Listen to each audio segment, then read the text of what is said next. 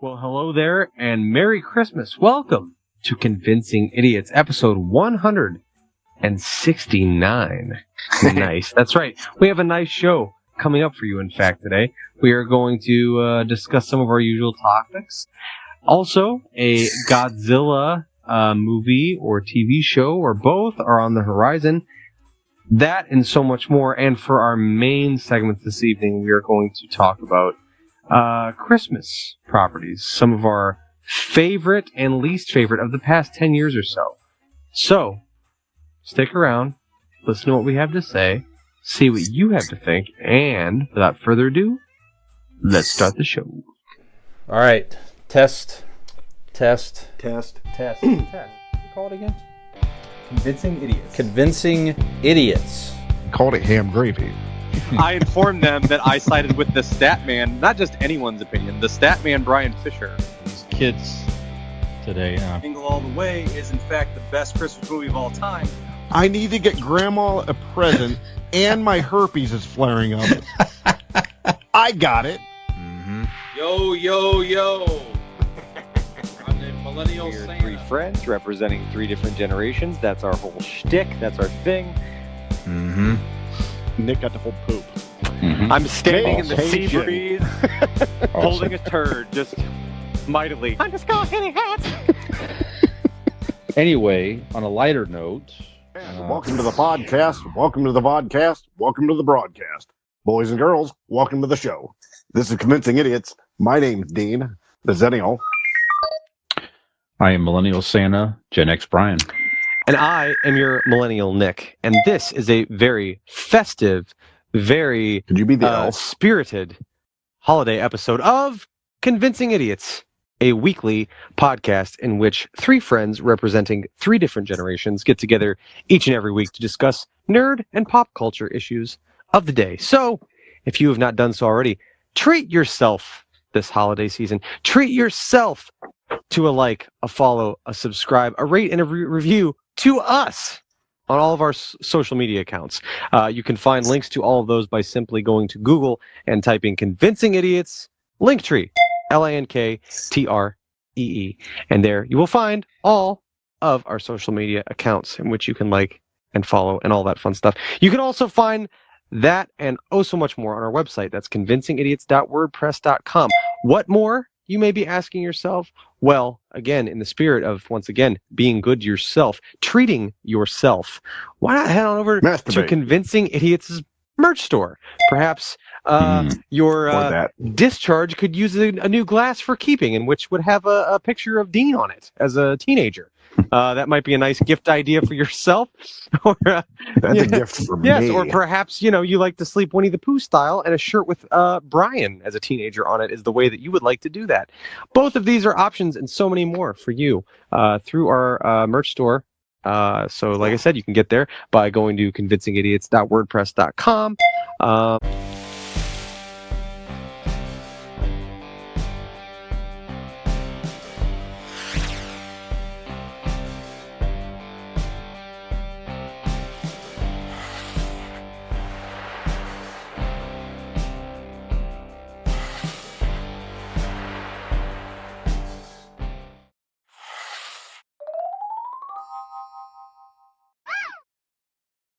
And yeah, so here we are, joined for a Christmas episode. We kind of did a Christmas episode last week, but we're, once again, we're creeping up. Christmas is what? As we record this, is less than 2 weeks away.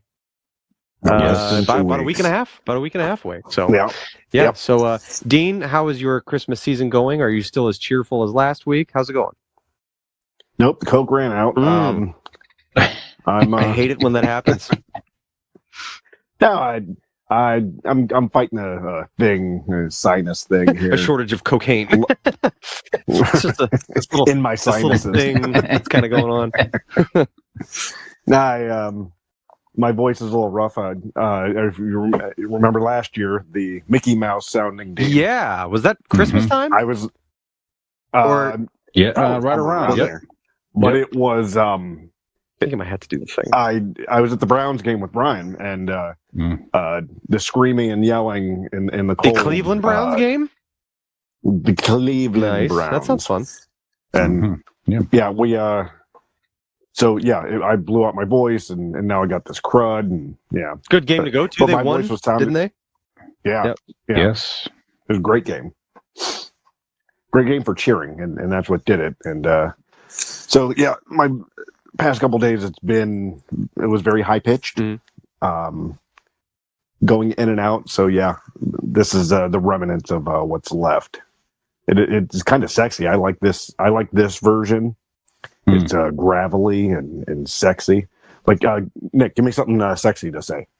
Jizz. Anything. Jizz. Say jizz. Jizz. Yeah. Say jizz. Yeah, it's less creepy. You I like mean, that? it's still there's a level Yeah. of creep to it, but it sounds not creepy. Well, that's just because of my face. Right. Yeah. Still that element exists. Yeah. Yeah, if you closed your eyes, you would jizz yourself. Right. Yeah. It's like James Brolin-esque or something I like that. Yeah. I'll take that. I don't know. But yeah, that's about what's going on with me. We're going through the Christmas season, picking up gifts for one and all, and yeah, that's about it. What about you guys, Brian? What's going on? Good. Well, obviously, as you mentioned, a fun weekend at the games. So thank you again. So yeah, we got the chance to go in the Cardiac Lounge up at the Cleveland Browns Stadium. So it was like a nice, great food, free beer. How'd you get these tickets? From the podcast winning or earnings. I said winnings. So not only was I not told about it, but I was not able to partake in it. Fantastic. Yeah, we probably should have. Yeah, we should have mentioned that. We thought about that when we were up there. It's like we probably should have got a. We had a third seat and I'm everything. used to it. Yeah. It's fine. Yeah. No, it's through Megan's. Go ahead, Dean. Yeah. Megan's dad, his boss, has season tickets up there. Oh, cool. And, he's quite well to do. So he has season tickets into the Cardiac Club. Nice. And so he had her dad had free tickets. So Megan and I and Brian went up there. Nice. Yeah, like you said, they won. They beat the Jacksonville Jaguars. Got to see nice win. A lot of poor people in front of us, though. We must have kicked over, Nick. I want to say it felt really bad. It was like it must have been about a 6-pack of full beers. Yeah, kicked over, and they were underneath the seats in front of them. Yeah, and they just. I get back, and Brian had already kicked over my beer. Shit. Yeah, so we got to see they got to stand in beer in front of us here. Really nice couple though, so we appreciated their patience and everything. Thanks for letting us lick the floor in front of your feet there. Appreciate oh my God! Right? Yeah. Ugh. You'd be amazed on how much you don't take care of your beer if you're not paying for it. Yeah. Right. Yeah. Absolutely. Looking forward to doing that myself in a was... couple months. That'd be cool. There you go. And then we'll get Allie received a nice opportunity at work. I won't go into the details here because she doesn't really like to, flaunt things, whatever. Tell her business. She was. She went for a nice job opportunity at work and got it. Nice. So very proud of her. So that's all it took. Was Nick just insisting? Well, I won't go into the details. Is she now a member of the Cardiac Club? I don't like to talk about my penis, but no, please do. Well, it is girthy. It's about 9 inches. It's got a real nice head. But I don't like to go on and on about myself. No, sorry. But yeah, I was really proud of her. It was a good opportunity, a good career advancement, everything for her. Of course, little things that come with that too. Money and opportunity, all that stuff is great. So just very, very nice. So we got to go out and celebrate a little bit on the weekend as well. Went to a nice dinner, hung out. So that was fun. Yeah. So just exciting stuff. I talked to my daughter Peyton tonight, and she just had her first work Christmas party at her new job and had a great time. Was just very happy, great mood. She just hopefully really loves Joey it stayed there. at home. He did. Good. Yeah, because he's a confident man that can let her go live his life because he's a wonderful person. Yeah, that's right. Yeah, so just she's embarrassed of him. Stuff. My aunt and uncle came into town today. Got to see them for a while too. So the parents of Scott, my cousin who joined the show. Oh yeah. Now, geez, like 2 years ago now already. Holy crap! Wow, he was on a couple times, wasn't he? Yes. He was. Yeah, we did a couple of superhero brackets with us. So, yeah, so just a nice past few days for sure. So, Nick, how are you, sir? I'm well. Everything's going well. Nothing crazy. Just like you guys said, getting ready for Christmas. We had a band concert tonight for Lane, so that How was was cool. It was that? good. It was short and it was Pictures were great. good. And, short and to the point. So it was like perfect. Got in there, Mhm. saw the tromboners trombone and do all that stuff and get their boning in, and we did all that.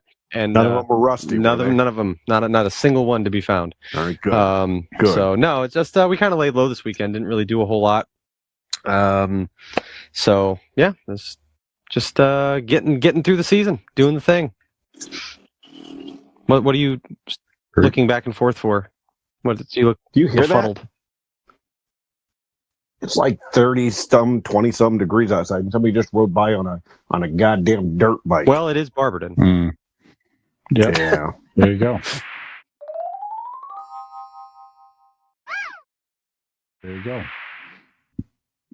All right. Well, Nick, have you seen anything interesting you want to mention in idiot review besides people riding by on the dirt bikes, perhaps? Yes, as a matter of fact, I would.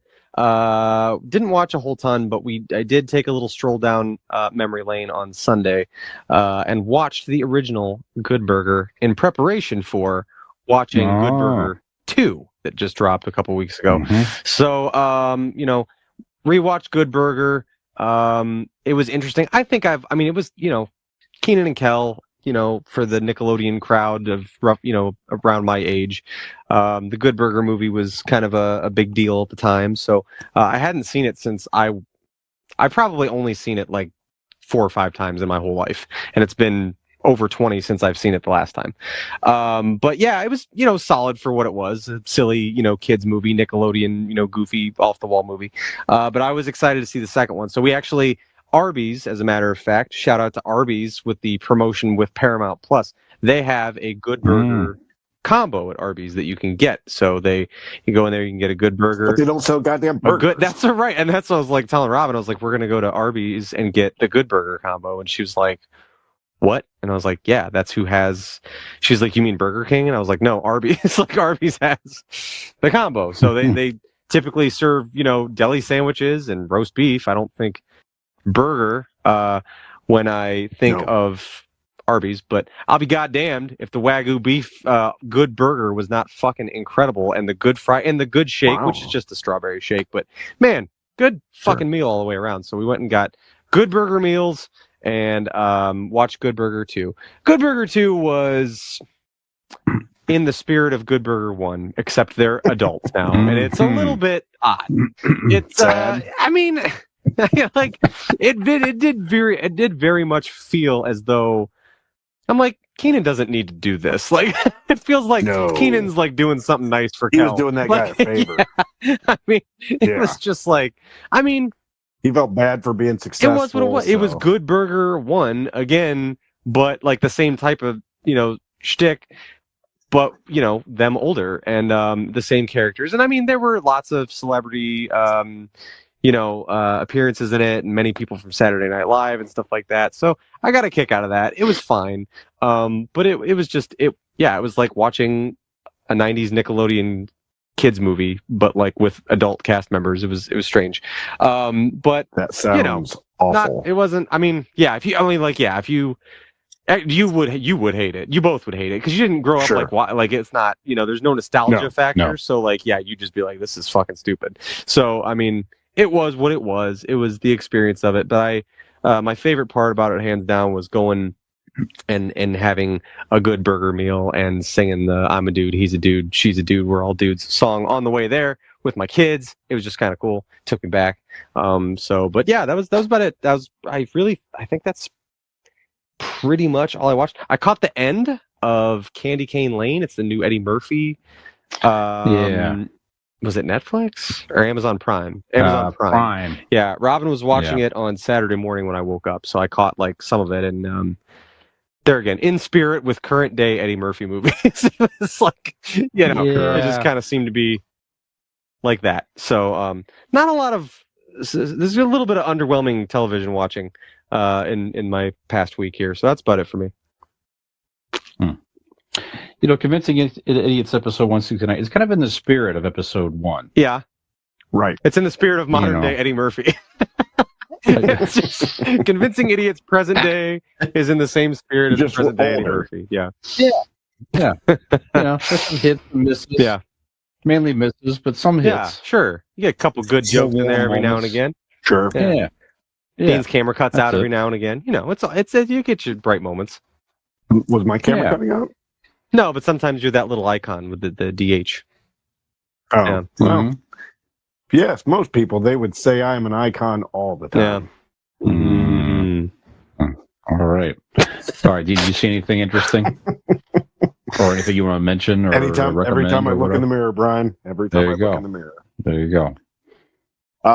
No, I've actually hadn't had time to watch anything. I mean, random Christmas movies here and there, but nothing to write home about. Although the one thing I was excited about that have been all season is the mid-season finale of Quantum Leap was on, and it was delightful. I'm looking forward to the rest of the season. They're coming back with 5 seasons or 5 episodes coming up next year. If you're not watching that, I mean, you're really missing out.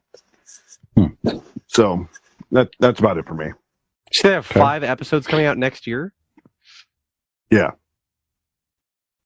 they broke it up from the strike, so they I see. came back. Okay. They did a mid-season Yeah. break. Yeah. And then they'll come back for 5 weeks. Oh, speaking of what, are you done with your reviews, or is there? Yeah, no, I do have one thing to shout out. It's not necessarily Go like a singular show or a movie, but it's a singular episode.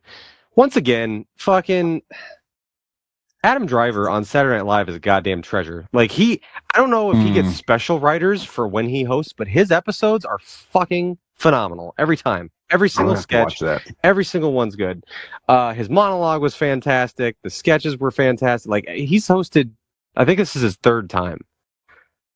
Sounds right. God damn! Like, cause I'm watching it and I'm like, why are his episodes so much better than everyone else? Like, it almost feels like does he pay different writers to come write? I don't understand. It's no offense to the SNL. Well, he does good, though. Yeah, but I mean, but some of the sketches are like that they come up with for different, or like, that's weird. But a lot of his are like, they're just, I mean, maybe they are really weird, and he is just so he can make it work. I guess maybe. Sure, that makes sense. Shit, like SNL this week was phenomenal. Adam Driver is like a natural. That shit.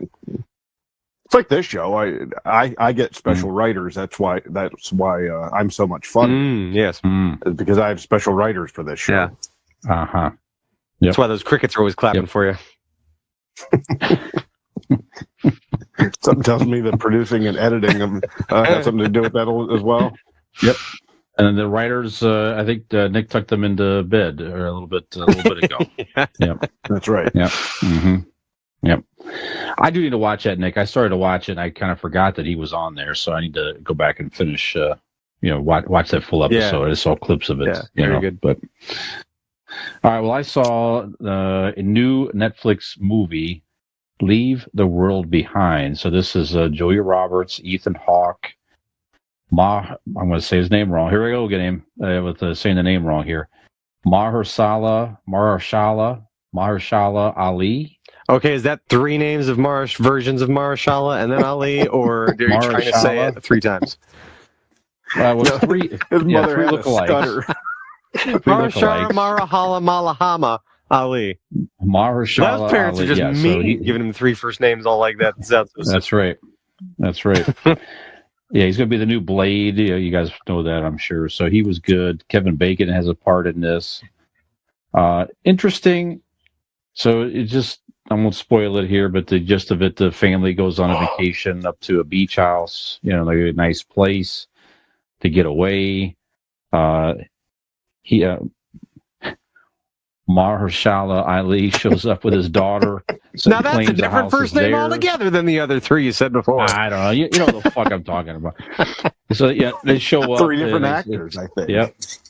They claim it's their house. You kind of wonder what's happening there. But anyways, it's a little bit of drama there and stuff like that. But they wanted to stay there because they claim going into the city there was a big blackout. So basically, what's going on is America comes under attack. So it's like a cyber attack, knocking out our satellites and things. So, cell phones go out, TV goes out, the main roads are blocked. And then you sort of see what happens to society when people cannot communicate and things start to go down. They can't get out of town. Are people going to bond together? Are they going to start fighting one another? It's a whole thing. And it kind of makes you think. Very interesting. I won't spoil the ending for sure, but it's definitely an interesting ending.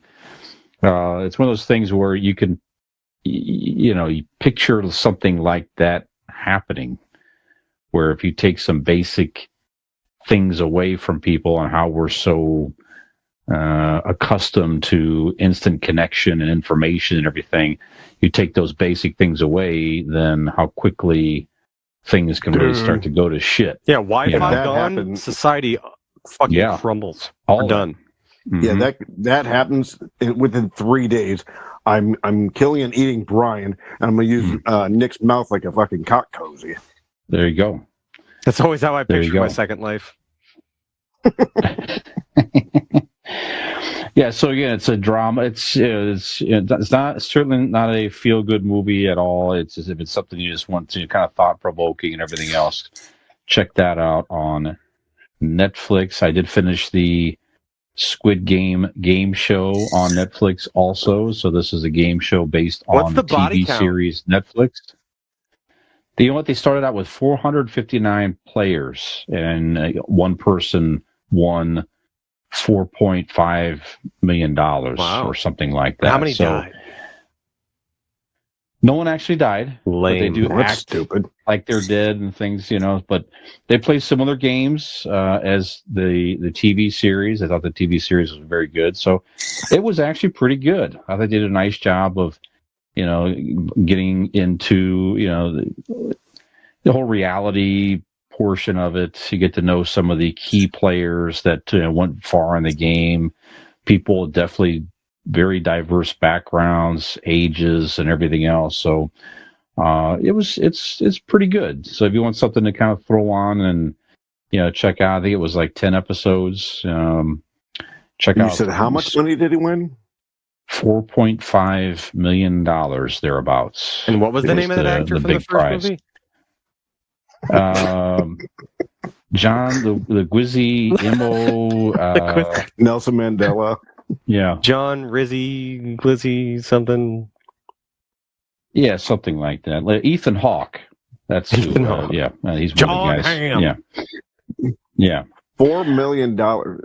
You could That's really pretty big. Yeah, you could really buy somebody to pronounce that name for you all the time. Yeah. Absolutely. Yeah. Line.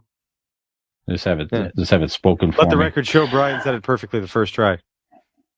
Thank you. Did I? Mhm. Oh, okay. No, I don't. That's all right. I don't know. Oh, okay. Yeah, I believe in you, buddy. I think you did. Thank You're you. welcome. I finished up the Santa Claus season 2 series on Disney Plus. I don't know if that's going to make my list in our main topic later, but it was okay. It was like 6 episodes. It was fine. If you like the Santa Claus movies, and to me, they're pretty hit and miss. But it's definitely that same feel. I mean, it's Tim Allen and the Santa Claus character, and he's fine. It's okay. So if you're looking for something with the family, you could check that out. It's a fairly easy. You're really looking watch. for something that's just fine. Yeah. I started watching it. It's just like you get 2-3 episodes in, it's 6 episodes. It's like, well, what are you going to do? I'm already stop. in. Right. Exactly. That's how I was with Andor. 'Cause And- I was like, this is fine. Like I was like, I don't need to continue, but I'm here now, and like I want it now. It's actually how we have most of our listeners. Yeah. Poor Seth. He was Well, like, the villain- I told you I'd listen, and I did. And now he's halfway through, and now he's like, shit. I mean, like what else am I gonna do? I might as well get caught up, right? He's sending me stuff that some jokes that we did like 2 years ago, and I'm like, he's like writing them out and texting them to me. I'm like, who said what? I don't remember. Well, you think about it, and like, not that, I mean, we don't do like as many podcasts as like some other big ones often. I mean, it's once a week. Sometimes we take weeks off, but like, you know what I'm saying? Like, you think about over 3 years, and we talk for we post an hour and a half to 2 hours, but we're doing it for about 3 every time. We've Right. spoken to each other 3 hours at a time about every week for the last 3 years. Like, there's so much shit that you say, and we drink, and like a lot of the time, there's so much shit that you say that like I don't fucking remember that. And I Like, make so many great. I do so many great jokes that it's hard to to pinpoint and sure, it's a remember all of them. cavalcade of brilliance, and you can't possibly keep tabs on all of it. Cavalcade Yeah. of brilliance. I That's like good. that. Yeah, that's good. Yeah. Yeah, you put it all together, Nick, you might get a whole mini-sode there. Yeah. Like 20, 15, 20 minutes. Yeah. 10 minutes. 8 minutes. I'm sure there's at least eight, probably You 6 could probably minutes. string You know together what at I'm least saying? a couple good jokes altogether. Yeah, like Yeah. completely. Yeah. At least 4 minutes. At least 4 minute mini. Is that how long this bit's going to go on for? Yeah. Yep. That's right. It could. That's about it, guys. That's the main things I've watched over the past week or so. So not a whole lot. All right, so we're gonna take a break here, guys, and we're gonna come back with a little bit of pop culture headlines, and then we're gonna get into our main segment a little bit early, Christmassy topics, and we'll talk more about those in a little while. But first, It's Convincing Idiots holiday extravaganza. exactly right. That's right. I'm going to bring more to you after the break.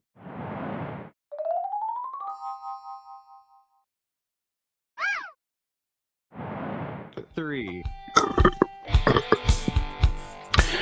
Welcome back to segment 2 of Convincing Idiots number 169, ladies and gentlemen. Nice. And I get to use my expertise again in our first story, my correct pronunciation of actor and actresses' names. Mhm. Flawless, as you heard in the prior segment here. I hope I'm saying it correctly. Andre Braugher just passed away. So, age 61. He was known most recently for his role on the comedy Brooklyn Nine-Nine. Captain Holt. Yes, very good on that. I kind of fell off that series. Again, I liked it. I did enjoy it. It was one of those things where I just kind of lost track of it, whatever. But very, very funny. He was in a lot of different things as well, including the 1989 war thriller Glory, along with actors Matthew Broderick and Denzel Washington. He did a long stint on Law and Order. Yes, Homicide, Life on the Street as Detective Frank Pembleton. And then, of course, as I mentioned, Brooklyn Nine-Nine with Andy Samberg. And most recently appeared in the dramatic film She Said as New York Times executive editor Dean Backwith. So, I don't know. I enjoyed his work. He was a very good straight man, if you will, and just solid actor.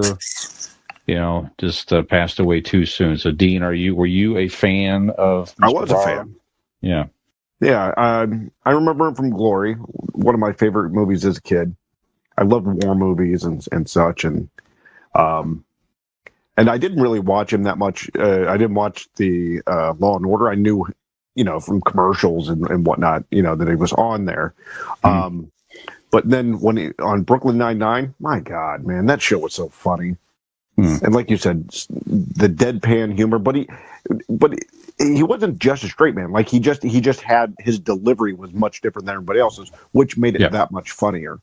Yeah, his delivery was just ridiculous, and like they had him say some of the most absurd things, and he pulled it off so brilliantly. Yeah, great actor. Yeah, I was a fan of that guy. absolutely. Nick, were you that as familiar with his work or not as much? Yeah, not really that much. I mean, I knew him from that show, and I didn't watch it a ton. But everything that every episode of Brooklyn Nine-Nine that I ever saw, he was hands down the best part. Yeah, he was your the way Dwight or whatever kind of unanimously kind of stole the show in many regards of The Office or whatever. Like any episode that you watched of Brooklyn Nine-Nine. that dude definitely seemed to steal the show. But yeah, I was looking through his IMDb here a little bit ago, and he's been like, he was, character actors, and he's been in House and like other, different shows like that over the years. But yeah, it's sad to see him go, but like I said, I didn't see a lot of things that he was in, so I can't really go on and on about him. But I can say every time I ever saw any episode of Brooklyn Nine-Nine, that guy stood out to me. He was the best part of it. Very good, excellent. Certainly, rest in peace. Very proud of you, Brian. Honing your skills on the name thing. I'm very. What was the name? How did you pronounce the last name? I think I know what it is, but how did you say it? I know what it is too. No, he pronounced it correct. Yeah, Brower. That's right. Yeah, okay. Yeah. That's what okay. Yeah. When I saw it spelled out, I was like, I think it's Brower. Yeah, mine. My special skill is predicting the future. I don't know if not a lot of people know that. I'm like a psychic medium sometimes. Like sometimes I just get these. It's coming up. You all are going to save money with insurance. Oh man! It just came to me. The greatest gift of all. It is, because Blake Insurance is an Erie insurance agency located right here in Barberton, Ohio. They provide auto, home, renters, and business insurance with honesty, decency, and affordability. Erie Insurance is above all else in service. You want to call 234-571-5359 or visit BlakeInsuranceLLC.com for your free 5-minute quote today. And when you do, tell them that the great Spondini sent you. Mm-hmm. Yes, excellent. Excellent. There's so much crap out there on TikTok. Definitely some good stuff. This show. You can just edit him out of the clips that you upload for us. I mean, I could. That's what you don't have to deal with that. Yeah, like at least 7 or 8 more, motherfucker. 7 or 8 more views, But I caught this. This guy was just on the Hoda and Jenna show.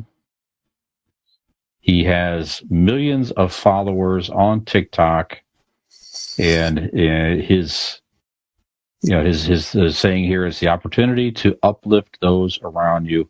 Santa J. Claus. Check this out. If you're on TikTok at all, go check out this guy here. So he is a guy. He's exactly what you think it is. It's a guy that dresses up, look like Santa Claus, and it's all. It'd be weird if he didn't. That's right. That would be strange. It's my name. I can't help. That's my name. I don't have to dress in red. My name is. That's right. Santa J. Claus. I'm Ronald Dickburn. What did you think I did for a living? It's just cute, uplifting videos, and then he also promotes charities. I think he visits kids in hospitals and good-looking Santa Claus. Tell you that. Yeah, he looks great. He is. Look at that beard, eh? That is a fantastic Santa Claus. Yeah, he's got the same glasses as Dean, but in red. That he does the insurance reads for. Yep. Look at that. I'm hoping to look like that someday. You get there soon enough. Don't worry. Definitely on your doorstep before you know it. I think that was a fat joke. And cookies. Have lunch tomorrow and you'll be there. That's right.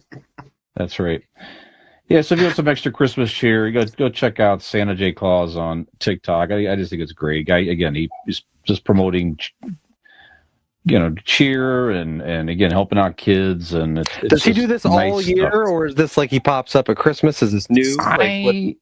I don't know. I'm not sure exactly, but it looks Christmas like he does cheer it all year. Throughout the year in his Instagram profile. Wow, there you go. So it is all year then. There you have it. All right. Well, one of Dean's favorite actors, characters in movies. I know I could say this properly. New movie out starring this character, and it's performing much better than expected. It brought in 15.7 million in U.S. ticket sales as of recently. I think it's on pace to surpass the latest Disney movie, The Marvels. I am talking about none other than Godzilla minus one. Yeah. It's doing quite well. And Go that's ahead. the Japanese version. Yes, it is. So the previews look good. And it's performing well. So I kind of want It's to see one it. of the better looking Japanese versions of Godzilla. I say version, it's the original. Mhm. But what is the Tahoe? Shah, something like that is the company that Godzilla's out of in No, Japan. Godzilla doesn't come out of Lake Tahoe. He comes out of the ocean. No, not That's right. like Tahoe. Anyways, it's a company that makes that owns rights to Godzilla. Did the one from 45 on, besides the American versions. But it's probably the best looking one they've had. It looks great. Yeah, I'm with you. I'm going to go check it out. So yeah. Well, The new one comes. Go ahead. The American one comes out, I think, next year. It's is that the Kong Godzilla one, or is that just Godzilla X Kong? The show is that going to be No. series or is that a movie? It's the movie. Okay. It's kind of what this. I mean, it's all supposed to. They want this Godzilla, King. The whole monster verse. They want Godzilla, Mothra, King Kong. They want it like Marvels. That's why they have the TV because the TV series is going to lead into the next movie, and probably the next season to that will lead after that type thing. Okay. I got it 2 episodes into the series. I haven't gone back yet. It was a lot of people, which I don't like. Sure. So too many people, not enough monsters. Exactly. Okay. But some of the previews I've seen that they showed that like Godzilla was on there, so I might go back, try to catch up a little bit onto it and see if it got any better. Watch like a 10 episode season and only like an episode and a half for total are going to have like any like visuals of Godzilla kind of thing. And that's going to piss me off. Right. So, Nick, are you into the whole big monster type movies, Godzilla, King Kong? Do you have any interest to see this Godzilla movie, or maybe it's streaming or not? Yeah, why not? No, I don't. I've never seen the only anything like that I've ever seen that I like was Skull Island, the King Kong movie. Was cool. That was a really well done movie.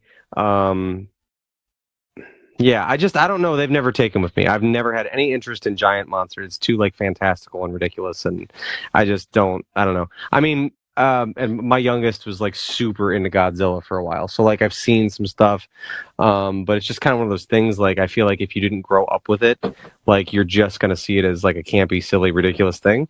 And like, but if you like, it's like good with Good Burger, like I was saying, you know what I mean? Like, yeah, I enjoyed like the nostalgia parts, but it was like, oh, this is not like a great movie, you know what I mean? So it's kind of like that stuff for me.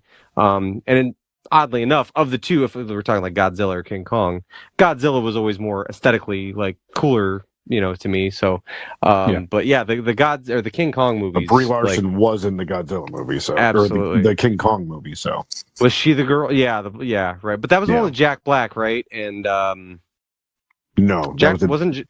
Or no, who was the guy? No, who was the guy? John C. Reilly. John C. Reilly. John C. Reilly. John C. Reilly was the guy that got trapped on Skull Island. Yes. Tom Hiddleston. Yes, correct. Yeah, yep. Yeah, just good movie, good writing. John Goodman. Good, very, very cool. Good mix of action and like was awesome. Comic relief, and like there was just that movie was great. And like the Godzilla movies, I haven't seen any of them that I'm like. I mean, every single one bores the shit out of me.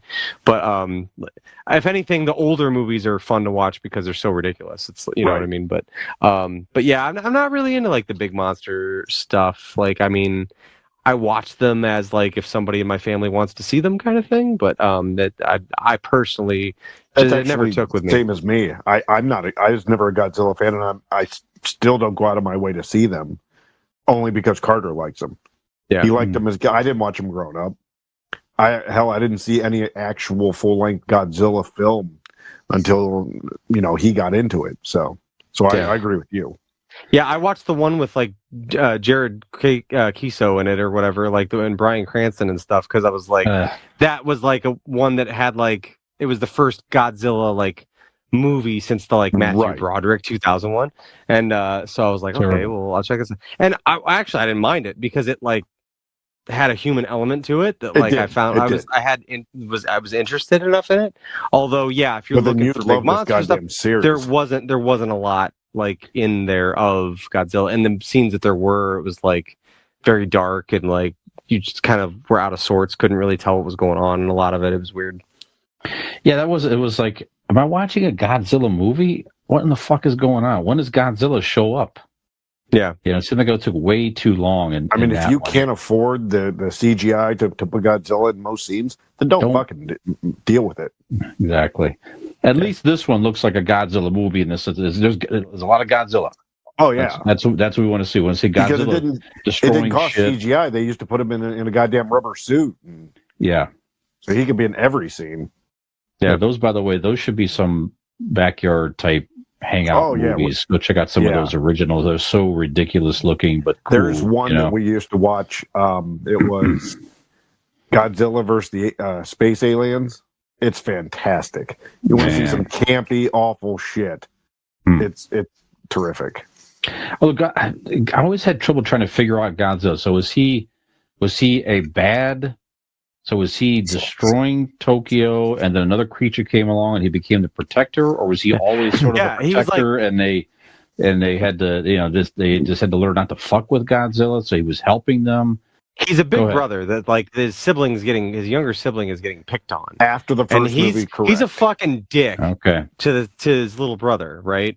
But then, like, once somebody else starts picking on his little brother, he's like, no, nobody fucks with him but me. So, like, when other monsters come along and fuck with Tokyo, he's like, no, I fuck up Tokyo. You don't do that. So now he defends them because only he gets to destroy the city.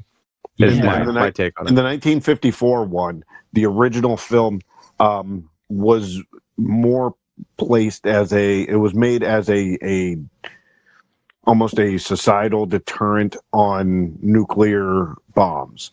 The idea was that when we dropped the nuclear bombs, U.S. did, it ended up creating Godzilla out of whatever little monster or lizard he was. Nuclear waste got to him, created Godzilla. So that's humans created its own monster type situation. And then he come in, destroys Tokyo, and whole deal. The fun thing about it is it was released in Japan like that. When they put it over here in America, they edited the shit out of it and switched around the whole story, added an actor that wasn't in the movie. I want to say what's his name? Dude who played Perry Mason. I want to say it was him, but I'm not 100% sure. But they put him, edited him into the movie to change the whole story because the U.S., especially back then, didn't want to look like a bunch of dicks because they were blaming us for dropping the nuclear bomb. I mean, it's not even blaming God. We did. They were just pointing it out that it was our fault that Godzilla was created. And then in the one that same movie but edited differently in the U.S. made it so it was not that story. Okay.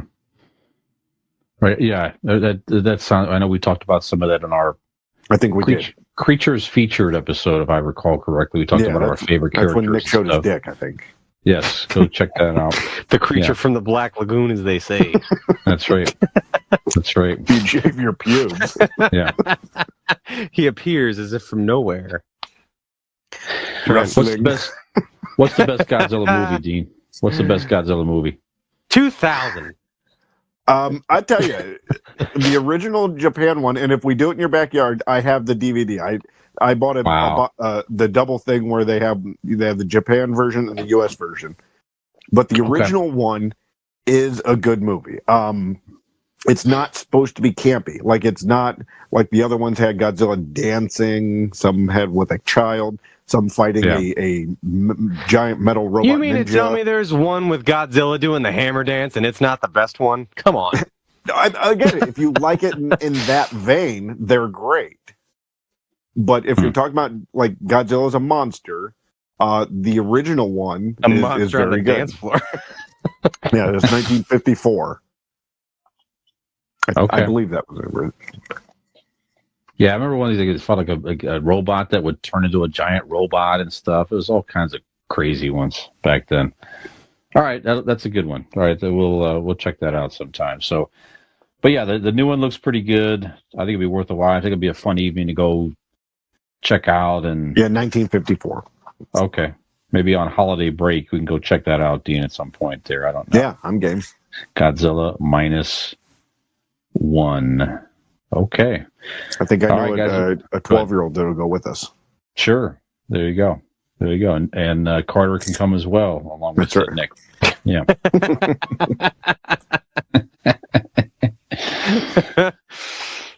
All right, guys. We're going to bypass the Ask an Idiot segment this week because we're just ready to get into the Christmas spirit here. We're going to get into our main segment. We have more of an extended segment this evening. We're going to get into some of our more favorite and least favorite Christmas content, and we'll talk more about that stuff. Real Go quick, ahead. you are Millennial Santa, right? That's right. The Santa amongst millennials. So let me test your knowledge. Millennial Santa, are you able to tell me who this year specifically is on the nice list and who is on the naughty list? We're a pop culture podcast. Celebrities. Who's on the nice list? Who's on the naughty list? Do you know the list? Well, I see the naughty list here. Well, it depends. Now, if Dean is rating him, Kevin Spacey probably would be on the nice list. I'd say he's more on the naughty list. He's on the wrongly accused list. If it's Squid. Yeah. Mm-hmm. Mm-hmm. Nice list. There's a lot of them there, but I would guess that maybe one person on the nice list who has a very successful tour. I would imagine just named Person of the Year. Garth Brooks was named Person of the Year? How could you not be on the nice list? Taylor Swift, perhaps. I'm just guessing. Wow. I'm just guessing. One for one, right off the bat, and I never in a million years thought you would pick up on that fucking segue, but goddamn, you beautiful bastard, you sure shit did. You should have seen his eyes when he realized this was an approved segment going on. God, I can't believe you did that. It was so seamless, and I'm blowing it right now by calling you out, but it was beautifully done. So, of course, Tay-Tay, you're blowing something. Right, is on the nice list. Also on the nice list this year, Blake Lively. You know who else made the nice list? Miles Teller. You know who else made the nice list? Zoe Kravitz. She was a very good girl this year. Yes, those are all very nice people. You know who was on the naughty list? Travis Kelce. Do you know why? Because, I will tell you why, ladies and gentlemen. This week, on this week's episode of the Swifty Central News Update. That's right, I'm Millennial Nick, bringing you all things Tay-Tay and all the news of the day for Swifties nationwide. Nay, not nationwide, globally, because we are not just of one nation, but Swifties unite across the globe. With your beard and those glasses, you look like Ollie G. It's a good one. There's a good one. Dean landed one. There we go. Yeah. Ladies and gentlemen, the reason Miles Teller, Blake Lively, and Zoe Kravitz are on the nice list and Jason Kelce is on the naughty list because a sacred holiday season is upon us, as you all know, and that sacred holiday was just yesterday, last night, in fact, as it was Taylor Swift's 34th birthday. Ah, that's right. Miles Teller, Blake Lively, and Zoe Kravitz, amongst many other celebrities, were in attendance for Tay-Tay's 34th birthday bash in NYC. One missing face was one Travis Kelce. Why, do you ask? He must have had a good reason. Not so good after all. He was at a mandatory Chiefs practice. Tell me this, Mr. Kelce. If football is so important to you, then why is not the person who put football on the fucking map's birthday the most important to you? I'm sure they would have excused you to go to your wonderful girlfriend's birthday party in New York City if you had simply asked and explained that it was for Taylor Swift, for fuck's sake. Come on. So, that's the latest news of the day right now. Travis Kelce was not at Taylor's birthday bash. He was at a mandatory Chiefs practice. Real nice, buddy. Real fucking nice. We'll see what you get in your stocking for Christmas. So Unlikely story, Nick. Yes, I know what we I'm will. going to put in yours. We will follow up with this and so much more on a future episode of the Swift Central Update with Millennial Nick. This has been your Taylor Swift News Central, gentlemen. You know what? Those glasses on D. Nick looks more like my son, I think, with that look. Yeah, I can see Same that. color sweater, that Santa hat, the glass. Yeah, Right. Dad? Yeah. Dad? Yeah. It's like one of those filter things. Yeah. You know? Both look like you eat a bag of dicks. I see it. I know one thing. Nice. I know one thing too, Nick. And this, you can't do too. You can't if you're one of the most, even if you're one of the most famous sports announcers ever, you cannot talk poorly about Taylor Swift because you will lose opportunities. The great Al Michaels made some type of commentary, kind of joking around about talking about Taylor Swift or something like that. He's like, he basically says he's not doing it. He's here to broadcast football games. Right. And I'm not a goddamn entertainment entertainment reporter. Yeah. Except that you are. Well, because that's what you actually fucking do. Well, NBC came inside. Apparently, NBC had some type of arrangement to where now he's on Amazon Prime every Thursday evening. Commentating. Enjoy those free games, Al. Fuck around and find out. Well, NBC announced that they're not going to use him for some upcoming playoff games to broadcast on NBC. Apparently, because of these comments. So, yeah. Found out. There you go. You think you're bigger than Taylor Swift? Yeah, no, you're not. Yep. Nope, gone. Yep. Gone. John Madden's not here to save you anymore. You're gone. We don't need you. Fuck. Bye. Yep. See ya. Gone. Yep. That's right. I'd be surprised to see Travis Kelce start the next game, Nick. Right. Yeah, absolutely. Fucking gone. Yep. Don't need you. We'll see. Mahomes can throw at anybody. Gone. I can't wait till they fucking get a break up and shit. Jesus. Then you must not like football because the NFL simply won't survive if she's not at their games. That's right. That's gone. Right. Gone. You're gone. Yep. The only thing keeping together with this mediocre Taylor season. doesn't need you. You're gone. Yep. That's right. That's right. Well done, Millennial Nick. Thank you. Thanks, Dad. All right. There you go. Yeah, buddy. Sure. So we're going to come back with. We're going to come back to our DNA tests. Will be revealed in the next segment as well as will our Christmas spirit. I hope that means I get to put my DNA on both of you. It's very possible. It's not typically how an episode of Maury Povich goes, but you can make some adjustments. I don't know. I saw this one Maury porn. It was,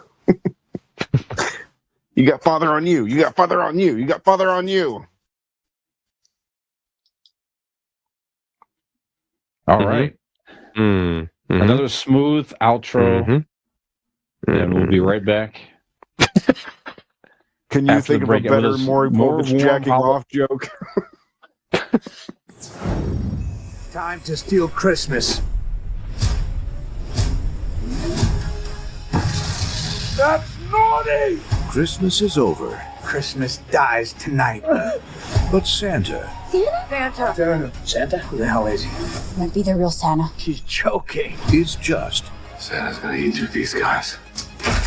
getting started. I don't want to kill you. Come on, sweetie. We want to keep it on the nice list, you know. Completely out of control! Get ready No way! for next Christmas. It's the last Christmas. How do you still believe? Violent Night. Yours to own on digital and Blu-ray.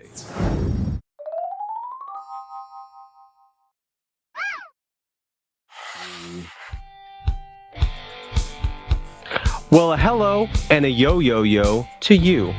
That's right. Merry Christmas. Convincing Idiots. Segment number 3 is back. I'm Millennial Nick, along with my very happy helpers, Gen X Brian and Zenial Dean. We are here for our third and final segment this evening. It is the Christmas season. Gentlemen, there's been many fantastic Christmas classics. If you would like to know which ones of those that we enjoy the most, you can go find our Mount Rushmore picks in years past. I think you know which ones round them out. But if you would like to hear... It's turbo time, as you just said. If you would like to hear some of the newer editions, perhaps, there have been a lot of Christmas classics, many, beloved. A lot of part of Christmas tradition is rewatching old movies, listening to Christmas songs. I don't know about you. We even did one on classic Christmas music. Bing Crosby for many is the sound of Christmas. Week we just did Christmas commercials. Yeah, absolutely, we did That's Christmas right. commercials, exactly. But there's been a lot of good content in the last decade or so and beyond. But new Christmas content is always pumping out. So why not shed a little spotlight on that, gentlemen? This evening we are going to discuss some of our favorite Christmas and least favorite Christmas content over the past 10 years or so. We'll say that's the benchmark for recent. So why don't we start with you, Brian? What's do you want to start with least? What we don't like? What we do like? How do you want to do this? Yeah, how about stuff we like first? How about that? We'll start there. Okay. Okay. So some newer stuff that's good. From 2022 on Disney Plus. How about the Guardians of the Galaxy Holiday Special? So Yep, it's on my just list. rock solid. Yeah, James Gunn, one of the. Of course, he made the Guardians 3 movie, but he directs the last couple of things he did with Guardians of the Galaxy. Kevin Bacon is in this thing, so they're just trying to... You can't go wrong with Kevin Bacon. Yeah, I mean, the Guardians, basically, the premises are trying to give Peter Quill the best Christmas gift ever, and they think it should be Kevin Bacon. It's kind of funny. They kind of misinterpret what he's looking for. Just great. I mean, just the whole episode. It's a quick watch. Everybody's there. It's definitely has a lot of warm moments and hilarious like 35, moments 40 as well. minutes, right? I mean, it's under an hour. Can I Just such a complain about it? Sure. I dare you to if you don't try. agree, it's Go one of the ahead. best. But yeah, what don't you like about My it? complaint about that movie is that Kevin Bacon Christmas song isn't on the fucking radio right now. Yeah, it's good. How is that not in rotation on Christmas stations? That song is awesome, and that holiday special, that Christmas episode is awesome. So Yeah, there you go. The Kevin Bacon's, is it about Kevin Bacon? The song? No, it's a You just mean original I Christmas don't know song. what Christmas, the one that plays at the beginning. Yeah, okay, he sings I'm at glad the you end. said that. Yes, because I wrote that down as well. Not only the special, but the song, because I'm like, it has it It's all. awesome. Like the song is hilarious because it's people from an alien planet singing about what Christmas is, and they don't really know what Christmas is, but Christmas time is here, and they're reflecting on their rendition of what they perceive Right. this like It's a Earth cool American song. Christmas to be, It should be and part it's of- all fucked up and wrong, and it's hilarious. Yeah. Yep. Mm-hmm. Yep. There you Yep. go. That's Good on my point. that's Good on my list. Top 5. Yep. Yep.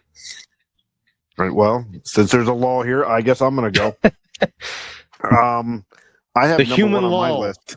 Dean goes next. This was my nickname in high school. My number one on my list is, of course, Violent Night. Yes.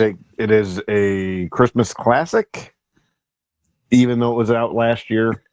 It was like Brian and I were talking about the other day. Is it's not only the action's fun, the kills are fun, but it's got actual heart to it. It is a Christmas movie. It does have that sensibility of that other Christmas movies have, and it really rounds it out, I think.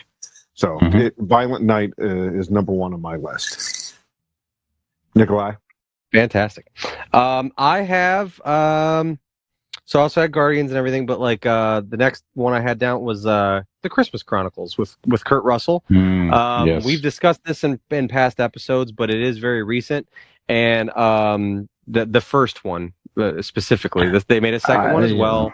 I didn't enjoy the 2018 was second the one. first one, Nick. Yeah. Yeah, but the first one really heartfelt, really. I don't know, man. I'm not gonna lie to you. A tear welled up in my eye when he gets the ornament at the end with his dad, who was a firefighter, passed away, and they covered that in the beginning. Just a beautifully done movie. We've talked about it before. Kurt Russell's Santa Claus. You can't go wrong. He's arguably one of the best Santa Clauses, just in that appearance alone. Yeah, just really well done. A fun movie, and it's one of the ones now. It has become a classic. I have to watch it every year, like along with Jingle All the Way and The Year Without a Santa Claus and all that stuff. I have to see it at Christmas time, and it's very recent, so that's really saying a lot that it's in that heavy of a rotation. So, yeah, The Christmas Chronicles for me. Very good. Well, I mean, I'll just carry on with Christmas Crowd was on my list as well. Nick, so Christmas Chronicles.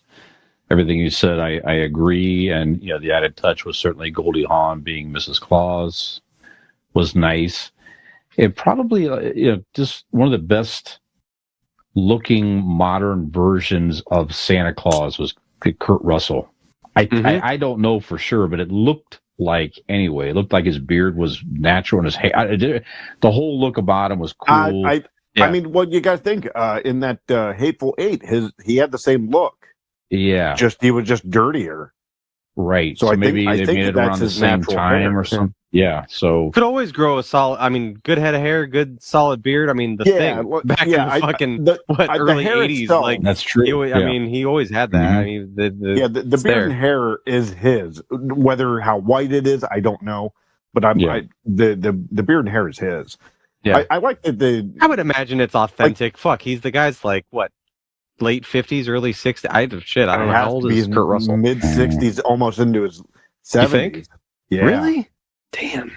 That's insane. I mean, he was in a movie with John Wayne when he was a kid. No, I like 72 years of age. God damn. Yeah. I mean, motherfucker looks good for 72. Holy shit. I'll be so lucky. Yeah, he does. Shit, yeah. But I like that they mixed the Santa Claus lore and then added some stuff to it, like the elven language. Yeah, right. And the explanation of how he gets, jumps from chimney to chimney. Mm-hmm. Yeah. Yeah. And like the leather vest under the suit, like he is the coolest Santa Claus. Oh, for sure. In films. Yep. So, and I only am going on about it because that is also on my list. So very good. Yeah, excellent. That's my number 2, actually. Okay. Nick, what else you got? Well, that was. I go again? Yeah, because it was on Brian's. We're just passing through. Okay, and since you all had it on you, instead of going out of order, I just And actually, it was my number 2. So okay, I'll throw it off of visual for a minute. My favorite thing, and I don't even know if I'm within the parameters of a 10-year range, but this is recent. Okay, we've discussed Christmas music before. We like Frank Sinatra. Elvis has been noted as one of the greats with Christmas music. Michael Bublé is the voice of Christmas in the modern day to me. So Michael Bublé in Christmas music, that's on my list. Michael Bublé can have full rights to all of Christmas music, and I'd be fucking fine with it. Yeah, I'd miss my Bing Crosby and my Elvis Presley, but goddamn, like, and Frank Sinatra. But like, you're getting that. Like, Michael Bublé is Christmas. It's so much to the point that I almost sometimes forget he's not exclusively a Christmas artist. Like that, I was like, oh yeah, Michael Bublé has like Bing Crosby regular ass songs. Christmas artist. Right. Bing Crosby no, for sure. Was an actual crooner, singer. Yeah, but man, Michael Bublé just does it so goddamn well. Vancouver's own. I love me some Michael Bublé, and I love nothing more that he's the first one I turn on now. Like, I mean, it's no disrespect to any of the classics, but no, I'm the first one you turn on. Hey, Michael Bublé at Christmas time is just like, it's everything, man. So yeah, in recent, it certainly takes the cake in the music category. But Michael Bublé at Christmas time, man, it's just, I am in the spirit when Michael Bublé's voice hits and it's Christmas time. That snow is falling. I'm there. Brian. Excellent. Let's see what's next on my list here. Well, I'll just elaborate briefly since it's been another overlap. Dean, Violent Night also made my list. I know I've been talking good. about this last week. Is Allie and Marlo, her daughter, had not seen it. We all watched it after a Christmassy night out. We all loved it. And yeah, I'm gonna have to watch this movie because it comes up a lot on our podcast, and like I didn't, and I'm like, I don't think it's for me. It's it's like an airplane Nick. thing. I'm like, I think I know what it is, and I don't think it's for me. But don't go in looking for it to be curious. like this cinematic masterpiece. It is supposed to be violent and campy and yeah, and all of that, but it has humor and heart to it. Okay. I want to. Well, yeah, it's the first time I've heard somebody like one of you guys be like, "Oh, it's got heart to it." It's got. So I want to see. Yes. I'm now. My curiosity has been sparked here, so I'm interested. Yeah, when you see Santa Claus swinging around a sledgehammer, hitting people with it, I mean, come on. That's, I don't know what else you need. It tells us the origin for him is he's like a Viking type thing. Yeah. Like, Are we along the lines of Krampus with this? Is it like, are we in this vein? No. It's much better than that. Krampus was a little bit campier, a little more horror. This is I don't even know like what movie you compare to. It's almost, I think somebody wrote that one time. I think I read on Twitter that it's a mix between Home Alone and Die Hard. Except with the Christmas movie. Okay. Yeah, like Rambo 3 is, but it's Santa Claus sort of. Yeah. Like just check it out. The kills aren't campy. They're extravagant, but they're not campy. Okay. No, there's some. Yeah, it's some wild shit going on. There's a few pretty violent, like you said, almost like the opening scene when you meet Santa. Violence. He's sitting at a bar drunk. Like it, yeah. And David, what's his name? What is the actor's name, Brian? David, the guy from Stranger Things. Yeah. He does so fucking well. I mean, he's just a cool dude. Like it's a fantastic part for him. David Harbour as Santa. Harbour, yeah, that's right. Yeah, fantastic. And John Leguizamo, excuse me, is in it. Beverly D'Angelo. Is he? Going. Yeah. Yep. John Leguizamo's in it? Is he really? He's the bad guy. Yeah, he's the main bad guy. Yeah, he's the clown. No, but he's solid though. He's really good. Well, there's nothing he can't do, right? Yeah, I mean, for sure. Everything he does. Yeah. Mm-hmm. Yep. Yeah. Nick, you definitely should take a look.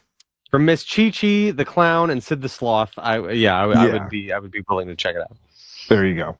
Yep. All right, so I'm gonna go, and I don't think Nick's point was done enough, so I'm gonna go back to Michael Bublé. There you go. But I'm going to. You have Michael Bublé on your list? Yes, I do. Do you? Actually, wow. That's awesome. Actually, I'll do it one more on this. In the same thing, it's one thing. I wrote down anything Christmas by Josh Groban and Michael Bublé. I'm combining those two. Okay, yeah. They are. What's the it's not Feliz Navidad, but it's something that's another language. What's the big Josh Groban one that was it the holy not holy night, but you know what I'm talking about. It's the German one, right? I don't know. O Tannenbaum is like O Christmas Tree, but like that's true. But like there's something that Groban does. Not that one. It's something that Josh Groban does that is like this big epic Christmas fucking thing. Sorry, but that guy's voice, Josh Groban's voice is just insane. And when he does "Oh Holy Night," which is my favorite Christmas song, it's just the best way I can say. It's fucking haunting. Like it's so good. So yeah, I have written anything Christmas by Josh Groban and Michael Bublé. Nick, excellent. Maybe I was thinking of Ave Maria, but in my head the song was Noel. Like Ave Maria is probably the song title I was thinking. I've heard Josh Groban do Ave Maria. Yeah, and it's Noel fantastic. is the one that I'm thinking of. The Noel. No, yeah, it's like really well done. That's Oh Holy Night. Oh yeah, you're right. Yeah. Yeah. Yeah, Yeah, because it starts on he Holy does. Night. Yeah. Other than Nat King Cole, it's my favorite rendition of that song. Yeah. All right, good pick. Yeah. Nikolai. Oh, is it my turn? Shit. Yep. Okay. Next up, the Family Guy Christmas episode. I think I've talked about this on this podcast before as well, but it is such a great modern day cynical take on what Christmas is or what Christmas, has become, in our culture.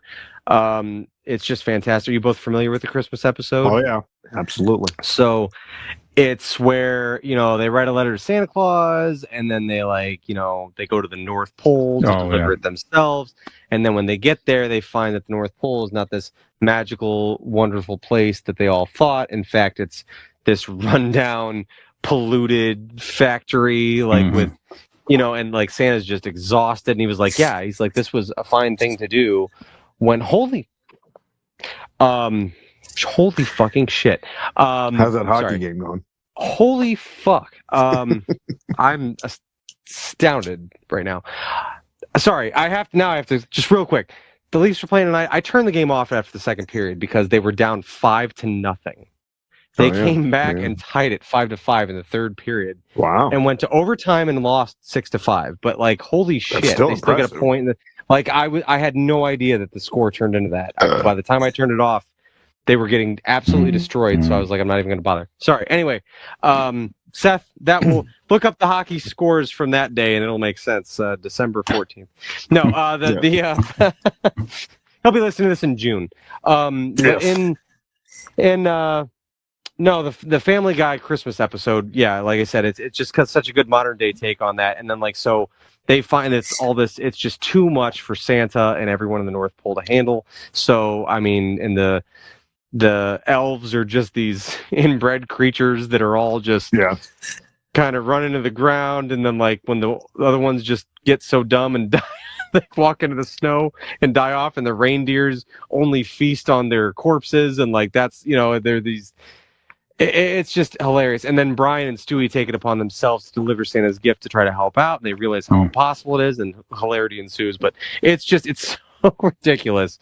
And has Carter seen the Family Guy? We were talking, I don't know if it was on air or off, but has Carter, newly into Family Guy, seen the Christmas episode? Because I feel like he absolutely should. I don't know. I'll have to ask him. Yeah. But yeah, the Family Guy Christmas episode specifically is just one that I love watching this time of year. It's just so ridiculous and over the top. Yep, that's the next one for me. Brian, go ahead. Very good. Excellent. These are, again, this is a quick sidebar. The American Dad Christmas episode, there's several ones as well, by the way. You can find American Dad on Hulu.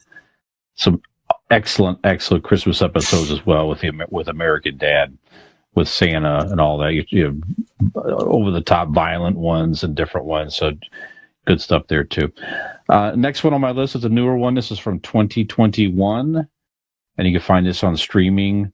8-Bit Christmas. I've mentioned this before on prior episodes here. Neil Patrick Harris, June Diane Raphael, Steve Zahn, David Cross. So Neil Patrick Harris is reminiscing when he was a child in the 80s. He wanted a Nintendo gaming system. He's really wanting that from his parents and all that.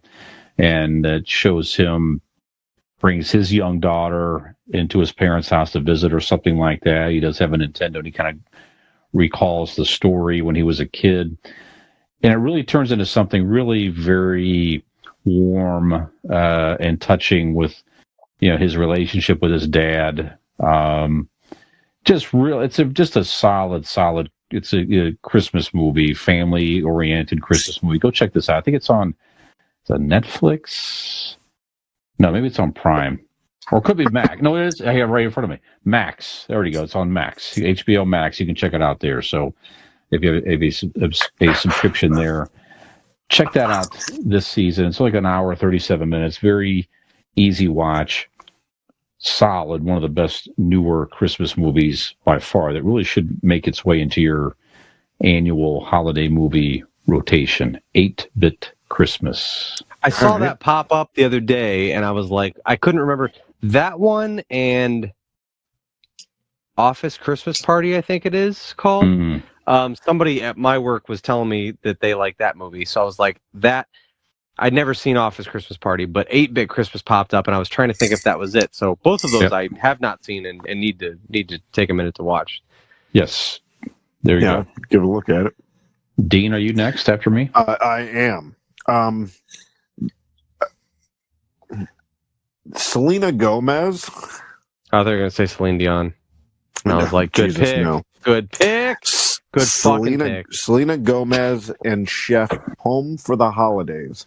I believe it's on Netflix, but it's based, I think, out of the Food Network. She is making it's a series. There's 4 episodes where she's having famous chefs come in and teach her how to cook.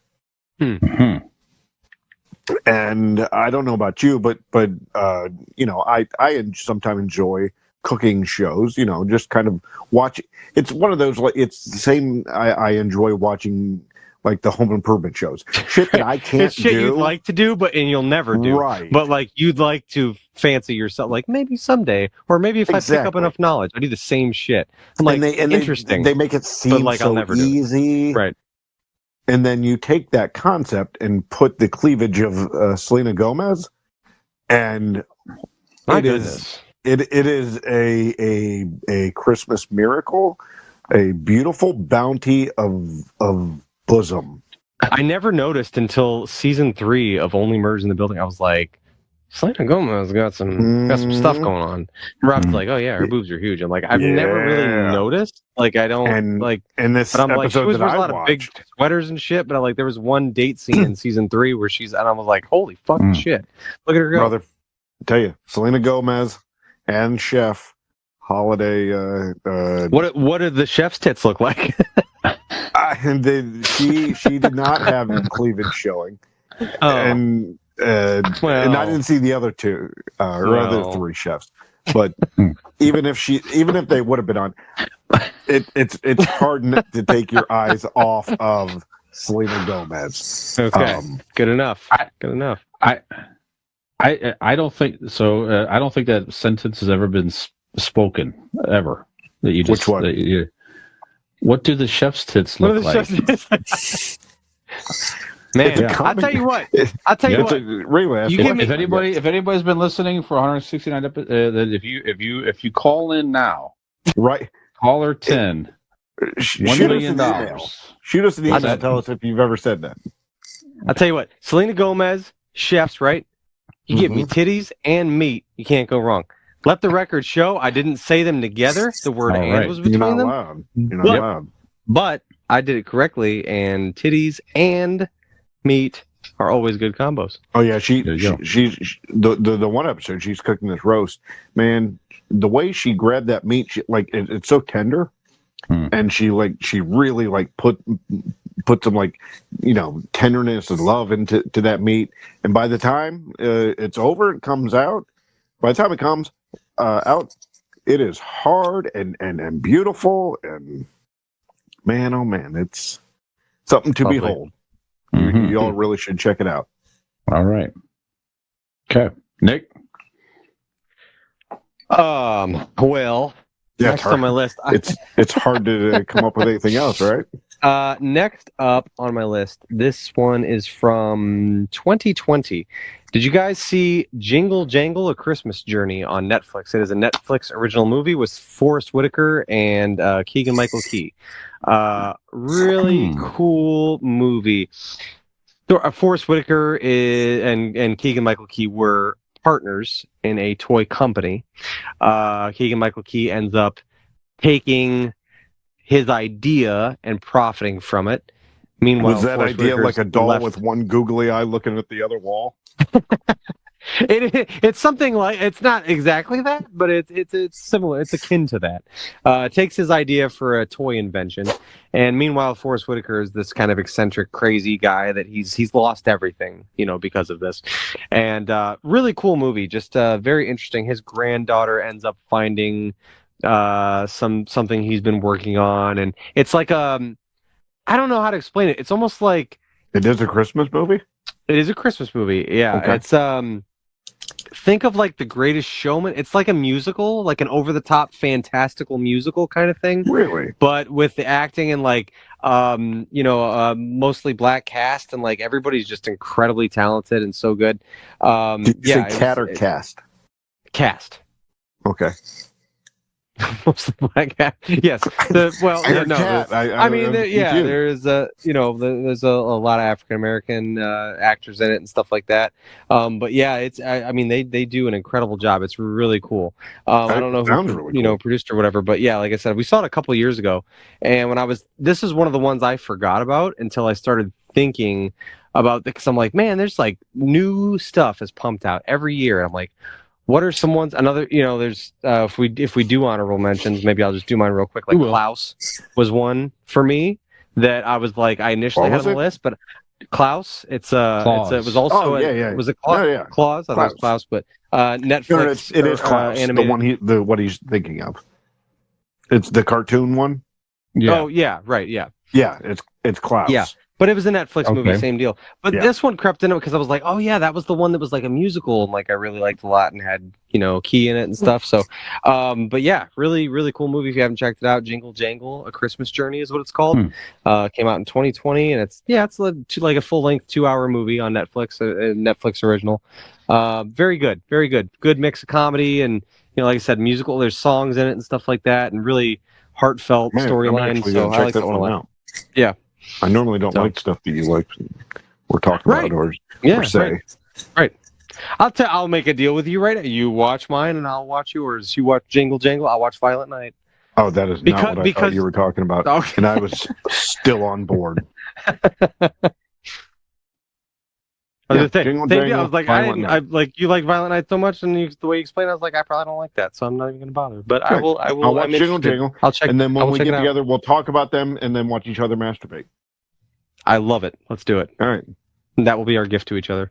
Brian, I like it. Who will you be masturbating to?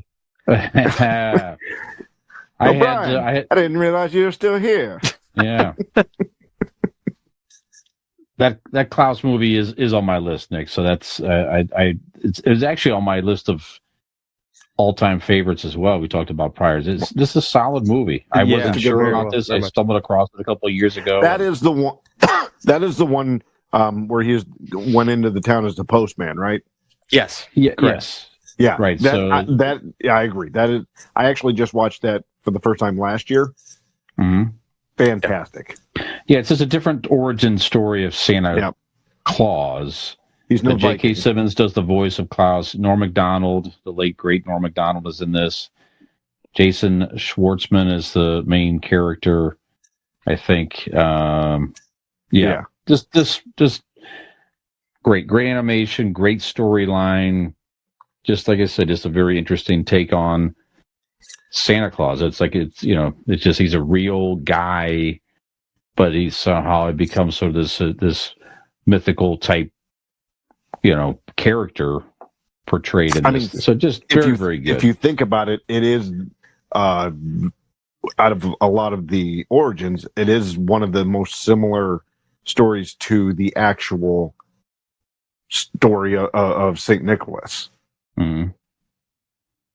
Saint Nicholas was, I believe he was a priest, but he did the same thing. He would go around to the village children and leave them presents like that. So it actually, I mean, obviously I could go into much more, but the idea of it is very similar to that cartoon.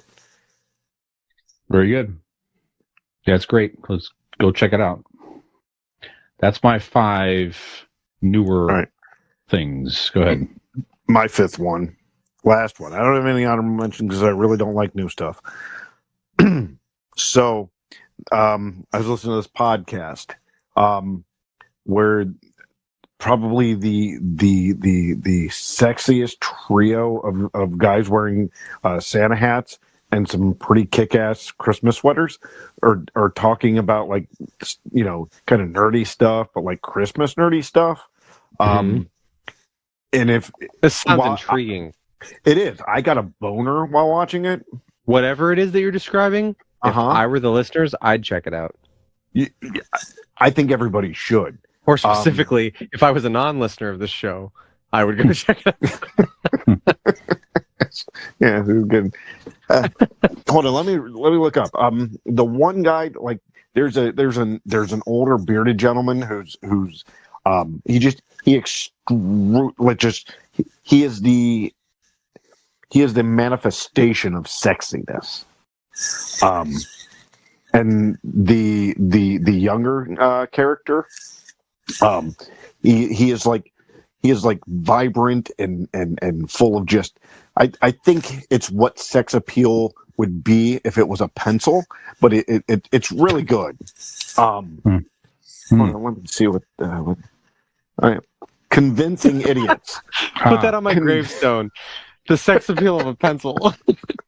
That's my gravestone. Here lies Nick Schaefer, father, husband, the sex appeal of a pencil. Did you have to spray paint that on there? God. Yeah. So this year's Christmas special is my number 5. Look at that. Awesome. I would not disagree. It's been good. Look at that, boys. We made the list. It's been good. There you go. Sure, we'll make others as well. Did you have any honorable mentions, Nick? I just had Klaus written down, actually. But yeah, other than that, we covered everything that was on my list. I had one, Arthur Christmas from 2011. So James McAvoy did the voice the guy here. With the club foot? No. Oh. Another animated movie. It's basically there's a Santa Claus that's passing down to the next person, and Arthur Christmas is, I think it's one of his kids, 2 kids. So Arthur Christmas is kind of the nerdy kid that's trying to. It's just a very cute movie. I won't go to the try to explain the plot of it, but Arthur Christmas from 2011. I hadn't watched this, I don't think, ever until last year. Just kind of looking for something different, and really enjoyed it. And it's another one I would recommend you watch on an annual basis as well. And it's not necessarily on my list, but just this evening I did watch on Disney Plus. There's a Diary of a Wimpy Kid new Christmas special that came out just this year. Really cute. So it's, if you like the Diary of a Wimpy Kid movies or what have you, it's like computer animation. If I shit in my hand and smeared it on your television, would you watch it, Brian? Listen, it was a cute story, very good. So it's like an hour long. It's a good watch. If you want something different this year, it's good. It's a fine newer Christmas special that definitely has some heart and good moments and things as well. So go check that out if you're a Diary of a Wimpy Kid fan. I was going to say I remembered a honorable mention that I actually did just watch for the first time this year. What was it? Fred Claus. Oh yeah, the one with Vince Vaughn. That was a good one. Yeah. I'm not the biggest fan of Vince Vaughn. I like a lot of the movies he's in because of his co-stars. But Nora picked that one, and we watched it, and it was actually pretty good. Yeah. I enjoyed that one. It's got Paul Giamatti, so how bad can it be, right? So, well, and obviously, one of your main guys too, Kevin Spacey, is in that movie. A glowing moment. Mm-hmm. Yeah, Dean loves when he can see Kevin Spacey work. He just loves it. Mm-hmm. Mm-hmm. Yeah. Well, for a more wholesome approach, because I like to think of all different types of people for and including people and there was a Netflix original that I saw a couple years ago called A Christmas Wish. That was actually pretty good. So was, like I said, the other one was from Netflix too, but it's kind of one of those things where you kind of wonder what you're getting into with some of the originals. Christmas Chronicles was another good one. But the Christmas Wish was this young boy that he had this paper route, and he was, saving up all his money, trying to get something for Christmas, get something for his mom and dad and all that stuff. And then, he, as the winter months get colder and colder, on his bike, he's just freezing his limbs off, and if only there was a better way. And then he calls up some good friends at located in Carrollton, Ohio, named RPM Bike Shop. In fact, he calls them up at 330-808-7792. He gets himself a fine, not only just a fine, the best that the market can offer, electric bike from RPM Bike Shop. And before you know it, he's breezing through his paper route. He's getting the gifts for his parents that he always dreamed of. And he's doing it in style. If you don't believe me, you can go see what style he was riding in. You could get one for yourself if you go to their Facebook page, type in RPM Bike Shop. They're the ones located in Carrollton, Ohio, like I said. Look at the pictures of what they have to offer you.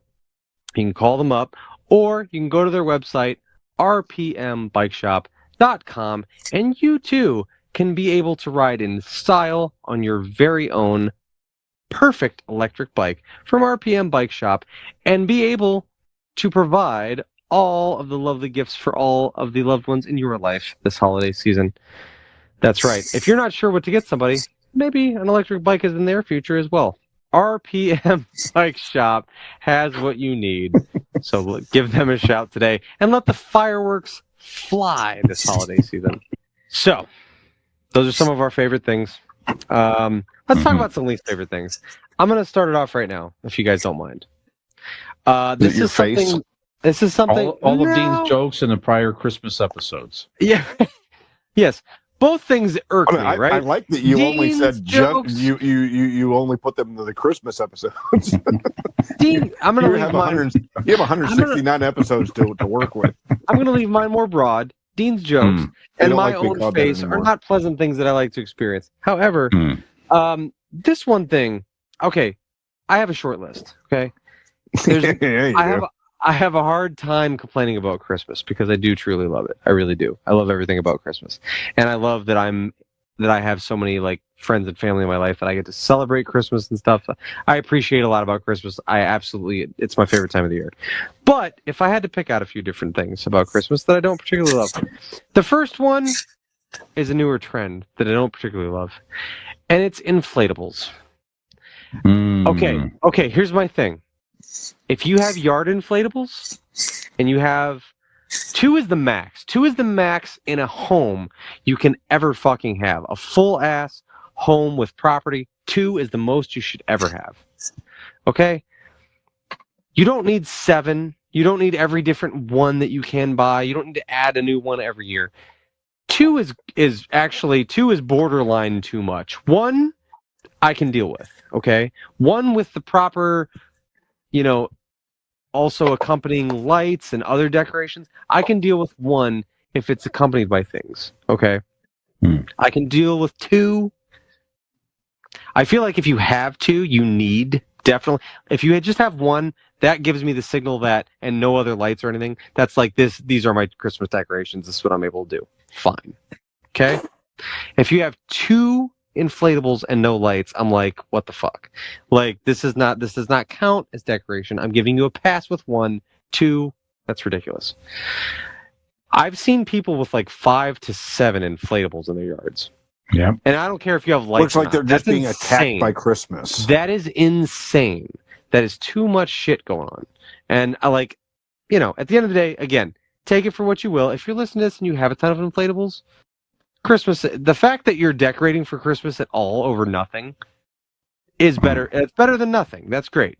But it irks me to see any more than 2 inflatables in a yard. It's just too much. It's gaudy. It's a lot. So Christmas inflatables has become a popular trend. Yeah, it's cool. That's nice. Have 1, 2 at the max. Do not do more than 2. I don't care if you live in a mansion. 1 on each side of your house is good. Did you know that Flip Wilson, before there was like a Viagra or any sort of like pills, he had this procedure where he had this dick pump installed to where, like in his testicles, he had to pump it up by hand to get his penis erect. Who's Flip Wilson? Jesus Christ. That's a well true before story. Nick's time. Is that a true story? I don't know the fuck. I've never heard that name. He was talking about it on Howard Stern. Who is Flip Wilson? He was like a 60s and 70s comedian. He talked about it. Okay, on Howard Stern, dated. Yes. before he died. Double date. Yes. Who is Flip Wilson? He was a comedian who had a variety show in the 70s. Yeah. Or late 60s, early 70s. Yeah. But yeah, he was talking about Stern. Well, Nick was talking about inflatables. I thought I'd enjoyed it. Born in 1988, Millennial Nick. Get with it. You don't know about Flip Wilson? Since you That was on said Flip Howard Wilson, I'm Stern. just like- Those are the I'm two just like, oldest oh, things I boy. can. Yeah, like Jesus Christ. Oh, On the boy. Howard Stern radio show, Flip Wilson. Yep. All right, so Okay, who's next? I wanna get your complain point, about Nick. I could see your point with the especially if you have a smaller, like an average size yard. You know what I mean? If you have an Yeah. average size yard, And I can say this confidently because we're not big, right? We're not a big podcast. I don't want to discredit Brian's undercarriage, but we as a podcast are not big. Mhm. But I have neighbors down the street.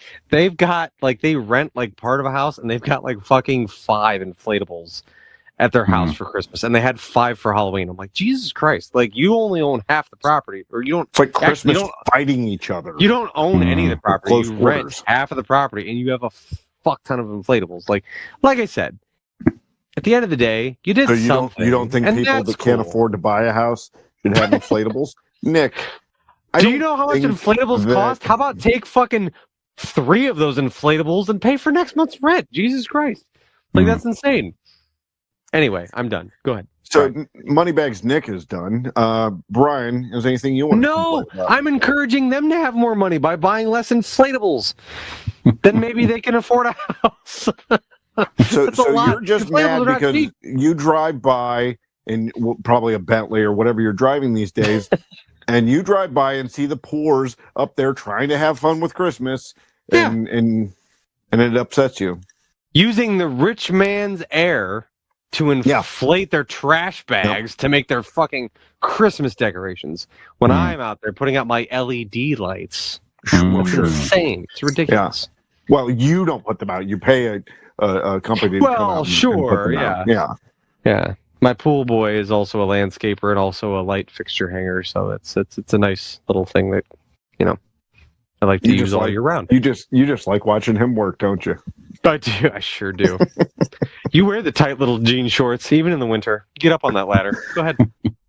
But Mr. Schaefer, it's so cold. You get up there now. Miguel, I won't tell you again. Good. Get up there. Sorry, go ahead. No, I'm just screaming at the pool boy / light hanger / As he has Go ahead, Brian. a very angry No. erection. This was not on my list originally, but I'll kind of play off of Nick's thought of as far as what you see at Christmas time and trends and that type of thing. So, once Christmas season hits, I love it.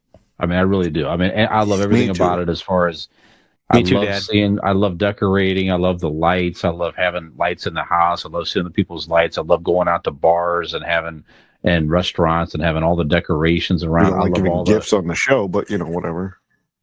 Well, I like just even cocktail names, having fun Christmassy theme, everything about it. I love it. I love it. I love it. But what I don't love is when I see it at Halloween.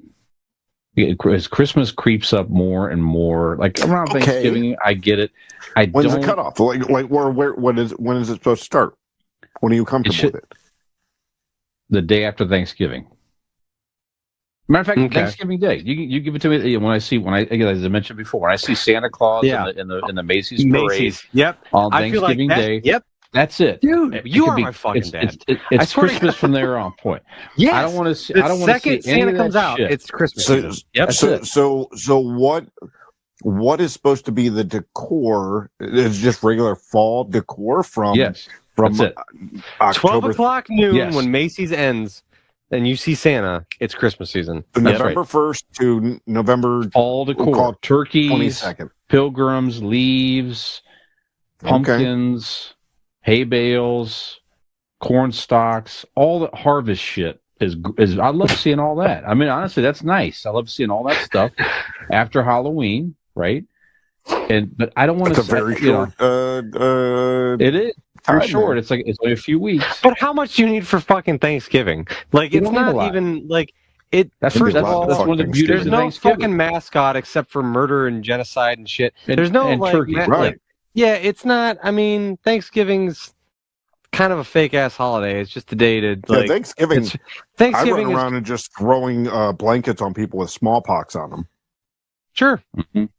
Thanksgiving is food and football. It should be John Yeah. Madden Day. That's just Right. what it is. Yeah. I want to see an inflatable of John Madden. Maybe that's it. I like that. Ooh, I like that. With a turkey with Every- a multi A leg. motion sensor with a car drives by and it turducken. goes boom every time. Yeah, turducken. Yeah. It'd be There great. you go. I love it. Love So it. that's it. I don't like. Not So a turducken. I, How about a John Ducky? yeah, I like it. Stuff I your told John, you guys I walked stuff into your the turkey into drugstore John around Madden. Halloween time, and they literally in the same right next to each other.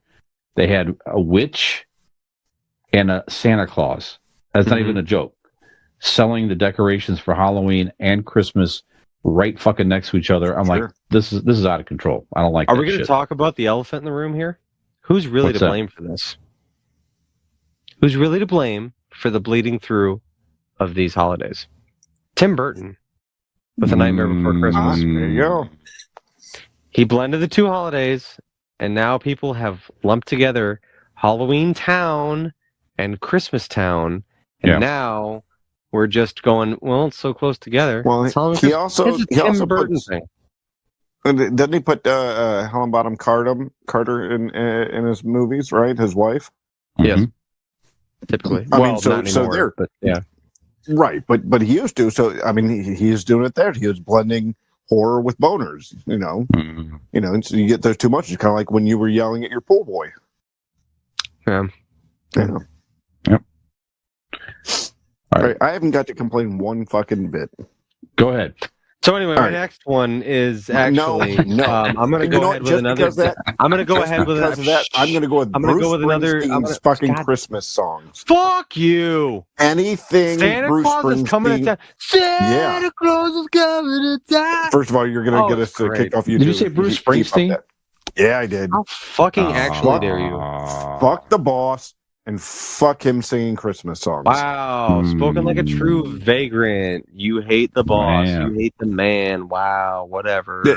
Bruce You're so Springsteen. cool. Anarchy. Pff, whatever. It's not anarchy. I actually enjoy a nice common rule and nice nice things that doesn't have holding a note. That's not punk rock. Fuck off. That's ridiculous. Oh, somebody that sounds like they have a giant fucking mouthful of just gravel, trying That's to what sing. rock and roll sounds like, sir. That's what Okay, rock and roll then sounds keep like. it. Then keep it on your shitty rock and roll albums, and don't put it on my fucking Christmas station. That's I all I'm disagree. saying. That is a good version of Santa Claus. It's not. Coming to Town. Absolutely, Yes. it is Hallmark. It is Santa Claus. Well, Coming to Town. luckily, That is luckily the it is version of Santa legal Claus for you coming. two to be wrong. So Mm. Santa Claus I is coming heard to some of town. y'all been how many of y'all been good this year? Oh, that's not many. That's not many. Yeah, it's good. You're proving my Clemens. point. Clarence, you You're hoping proving Santa my Claus brings you new fucking saxophone point. this year? It's great. The banter. It's Paul Stanley banter, which we love. Mhm. It is up there. It is with garbage. I heard some of y'all like vodka and orange juice. Like when I hear that, oh, that's not many, that's not many. It's the same thing. It's great. It's an fantastic. aged out piece of shit rocker trying to collect as much fucking money as by knowing that if he did one Christmas song in this shitty, probably in Des Moines, that he could make money What off do you it, which have he did. against our listeners in Iowa? Wow, so What did hateful. Iowa ever do to Dean? Man. They let Bruce Springsteen sing that stupid song. That's what I have Man. a problem with. Wow. Blasphemy. All right. Okay. Blasphemy. After we Nick, just wait. praised the Christmas Chronicles, who Yeah. had, by the way, his guitar player was in the movie in the jail scene. As a matter of fact, Oh, yes. Little Steven. Hold on, wait. If you're going to make me defend it, I am not talking about the band. Mhm. you do not speak ill of Max Weinberg. Correct. It is the equivalent of Rush. I am not complaining the band. The band You just hate musically, the talent that carries the entire band. You just don't like yes, that. the voice of it is garbage. I don't like Geddy Lee's voice. I don't like Bruce Springsteen's voice, and I especially don't want either of them defaming Baby Jesus by singing Christmas music. Well, Man. I think we've all been convinced that Dean is objectively wrong on this point and the Rush point. Yeah. So anyway, moving on. Well, Brian, Steven is an avid listener of this show, and we apologize. Yeah. Mr. Steven. He's fantastic. Yeah. His boss is the asshole. Okay. Terrible. What else you got, Nick? Terrible. And Next he up looked on like my list. somebody's drunken aunt at this point. Next up on my list, I'm going to go with one of the least favorite Xmas things. Probably this was not on my list before, but when we were talking earlier, probably Dean's take on Bruce Springsteen has got to be one of my least favorite Christmas things. It's just it is in bad taste. It defiles the Christmas season. I can't. I'm shook to my core. Like, I just don't understand. Like, it feels very Grinchy, but you know how like the Grinch movie was all tongue in cheek and like a cute movie, and he learns his lesson at the end. I just don't have faith that this guy's going to learn his lesson in the end, and I just feel He's not. I feel personally assaulted, and I feel like the Christmas season and the very spirit of Jesus' birthday has been defiled by Dean's take here tonight. So I'm going to go ahead and put that on my list. Dean's take on Santa Claus by Bruce Springsteen is now made my list. That's up there. I don't agree with you, but goddamn it, It goes straight to the top. It goes straight to the top. All right, Brian, you're next. No, that's my actual next pick. Brian, go ahead. Okay, that's good. I heard a lot of people saying this movie in 2004. It's a good movie. You got to see it. It's a good Christmas movie, whatever. I watched this thing and I'm like, Elf I like. Elf grew on me big time. Okay. And it has some big stars in this movie. It should have been much better. No, Elf is a good movie. No, it's not Elf. Oh, okay. This movie. No. This movie had Tim Allen, Jamie Lee Curtis, Dan Aykroyd. Should be good. Christmas with the Cranks. But it's a terrible. Yeah, it's not good. Movie. No, it's not. I agree. I went and saw it in the theater. Yeah, I'm like, okay, so they normally decorate. Then I'm going to go visit their family, and the fact that they're going to go visit their daughter, she's not coming home from Christmas, so they're going to go visit. The townspeople flip out because they're not putting up their own Christmas decorations, including this Santa Claus on the roof. So they go nuts and really get angry at the crank, and then they decide, nah, actually, you know what? We're going to stay home and we're going to decorate anyway. I'm like, what is to this day, I don't really understand the whole point of that movie at all. It's like, if it is this rings of, we could use some extra cash for vacation or something like that. So just one of the worst Christmas movies, if not movies of all time, in my opinion. Christmas with the Cranks. Really. If you look it up on Rotten Tomatoes, it is one of the lowest rated Christmas movies ever. I see your awful movie, Brian. Yeah. And I will up you the worst actual Christmas movie called A Christmas Story. I was asked the other day why I don't like that movie, and I didn't have like a specific point. I think it's everything. I think it is the acting is poor. The look of it. I understand that they were trying to go with the 40s look. Actually, Yes. like, hold on. May I pause? Yeah, and I'm not. I mean, bit aside. What is it?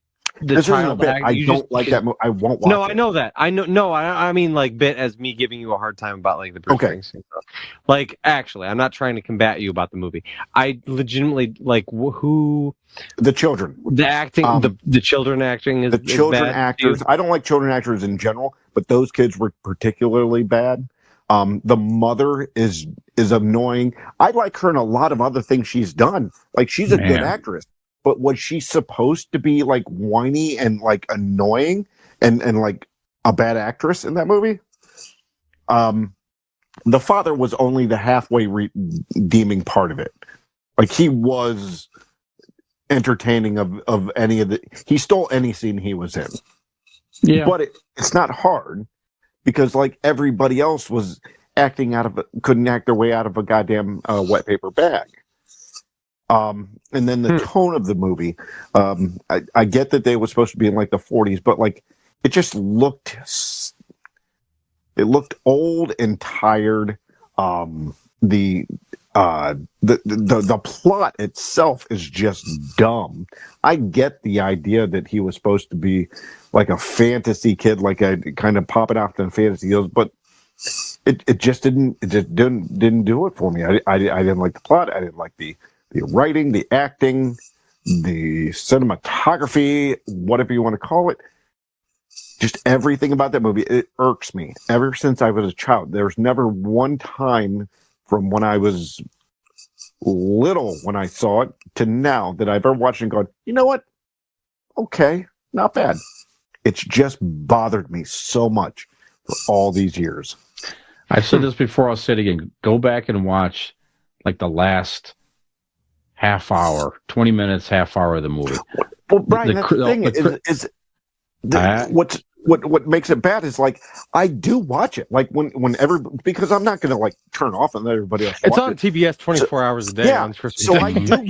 So like, it's not like I haven't seen it in 20 years. I saw it last year. I see it every year because like everybody else loves it and watches it. So I do and suffer through it. So, so yeah, it's not something I just have a bad memory of. I watch it every year with everybody else. I just don't like it. Okay.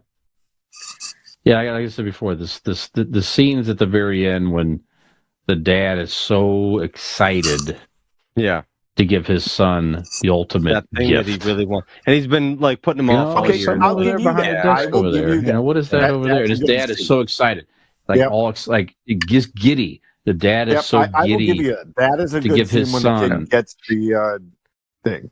I'll give you that. Yeah. But like when he takes it outside and like actually almost shoots his eye out and hurts himself, it makes me so happy every time.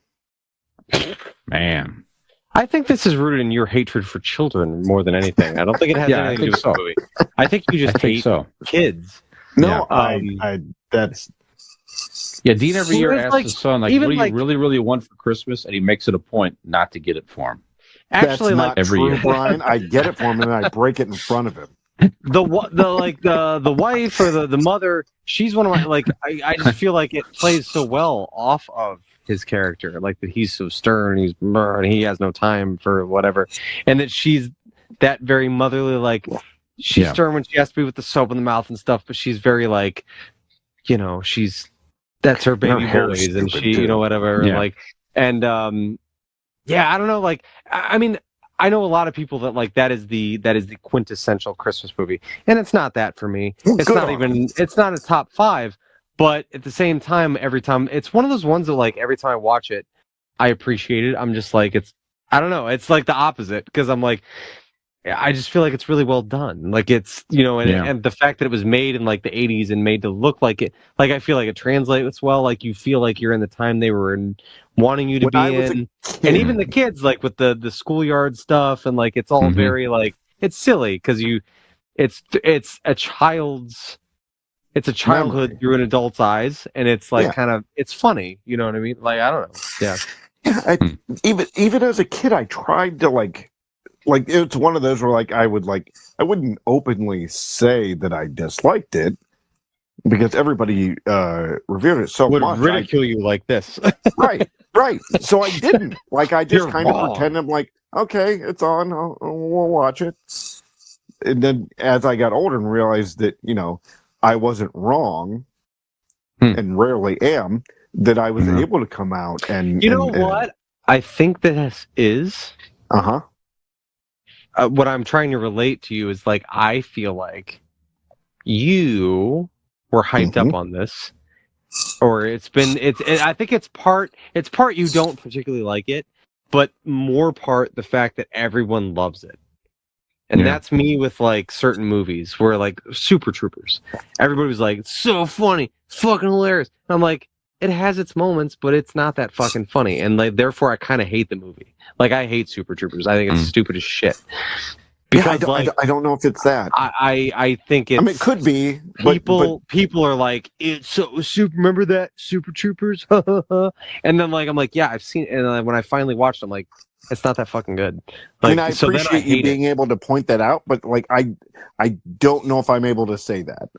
Again, it might be something that I have to think about and kind of analyze in myself, but I can't say that at this point. Okay. I do like, for me too. I do like the. Nope. I do like the fact though too. I love the fact that movie, the leg lamp, has become a symbol of Christmas. That is cool. And maybe even more so in this area, because certainly the actual house is in Cleveland, although the movie itself is set like in Indiana or something on Cleveland Street. But the leg lamp has become a symbol of Christmas. Definitely around here. I don't know if that leg lamp is prevalent in other parts of the country or not, but definitely it is around here. When I see a leg lamp in a window, it makes me smile to this day. I just have a small one, but it's one of my gifts I would like to get as a full-size leg lamp. I want to put in the fucking front window at Christmas time. Can we cut out just that part with you admitting that you have a small one? I need that for some editing things later. Lamp. Okay. Yes. Anyway. All right, Nick, what else you got? Any other items on your things that bother me? The next one that I don't like is also a decorative thing. This is a very minimalist approach.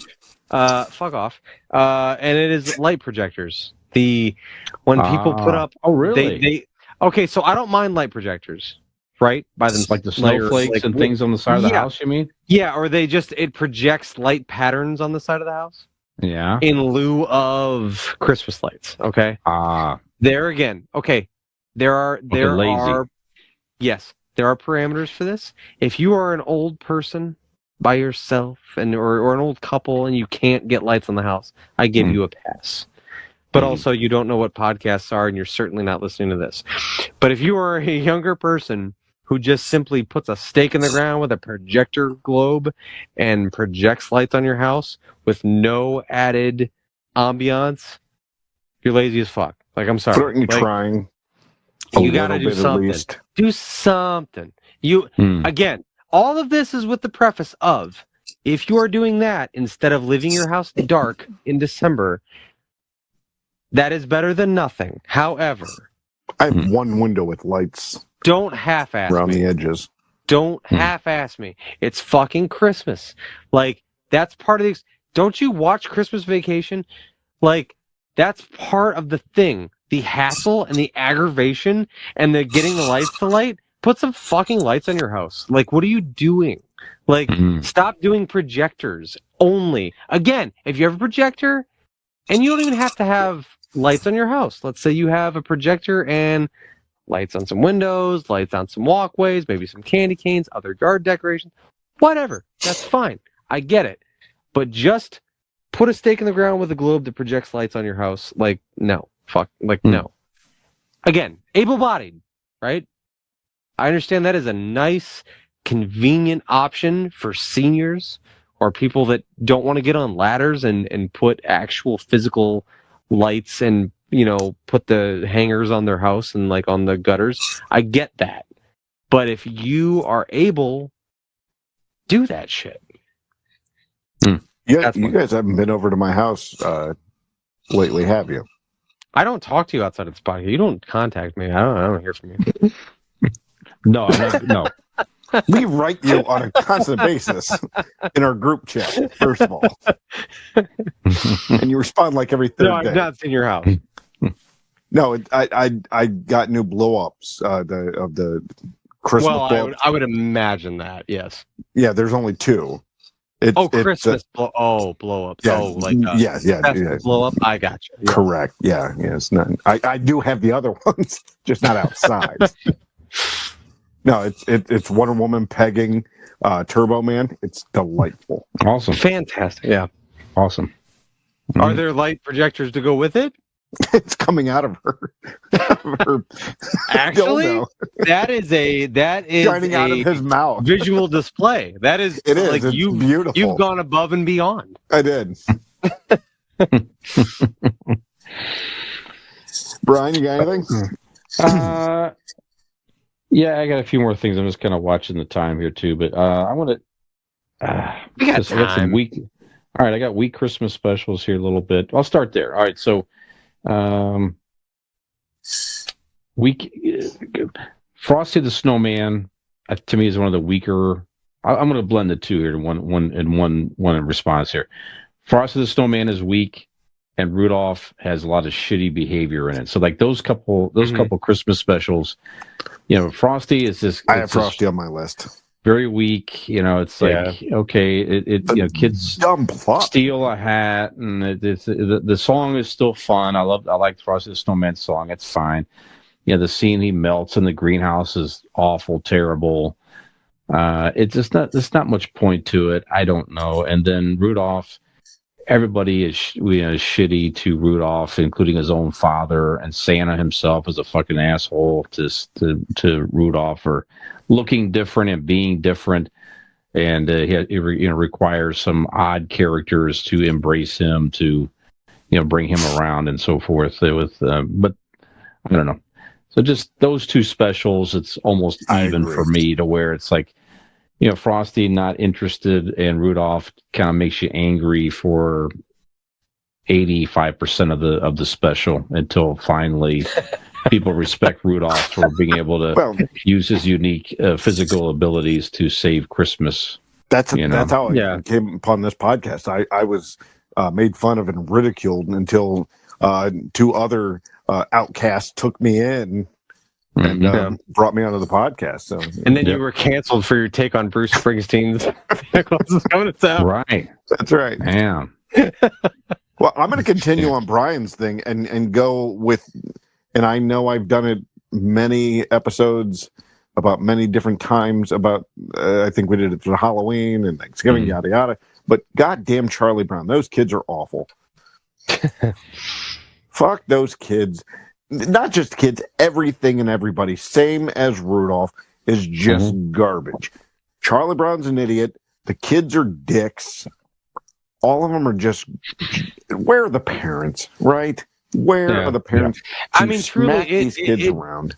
I get what they're doing at the time to be like, it's almost like a perseverance story. Like, try to keep doing the right thing, and then you'll redeem yourself. I get where the heart of it is, but also it's teaching all the wrong things. Right. It's keep proving yourselves to these fucking assholes, and then keep trying to be their friend. Yeah, and try to. It's that story of keep trying to mold yourself to their means. Keep trying to make yourself what they want you to be. It is ridiculous. It's all of Charlie Brown is that. Yeah, and it's just garbage. I get. I'm not trying to cancel Charlie Brown. Peanuts in good garbage spirit, but it is the wrong at the end. Every just time. like today's Rudolph. At the end is where you get the heartwarming, right? Yada yada. Yeah, now they're yay! You saved our fucking ass. Now we like you. 35 minutes of shitty kids being shitty to each other. Yeah, it's like we're nice to Charlie Brown at the end. Then they're redeemed somehow. No, you're not fucking redeemed. You're mean. Yep. Again, the only kid is Linus. Like I said before, be Linus. That's it. Everybody else is a fucking idiot or asshole.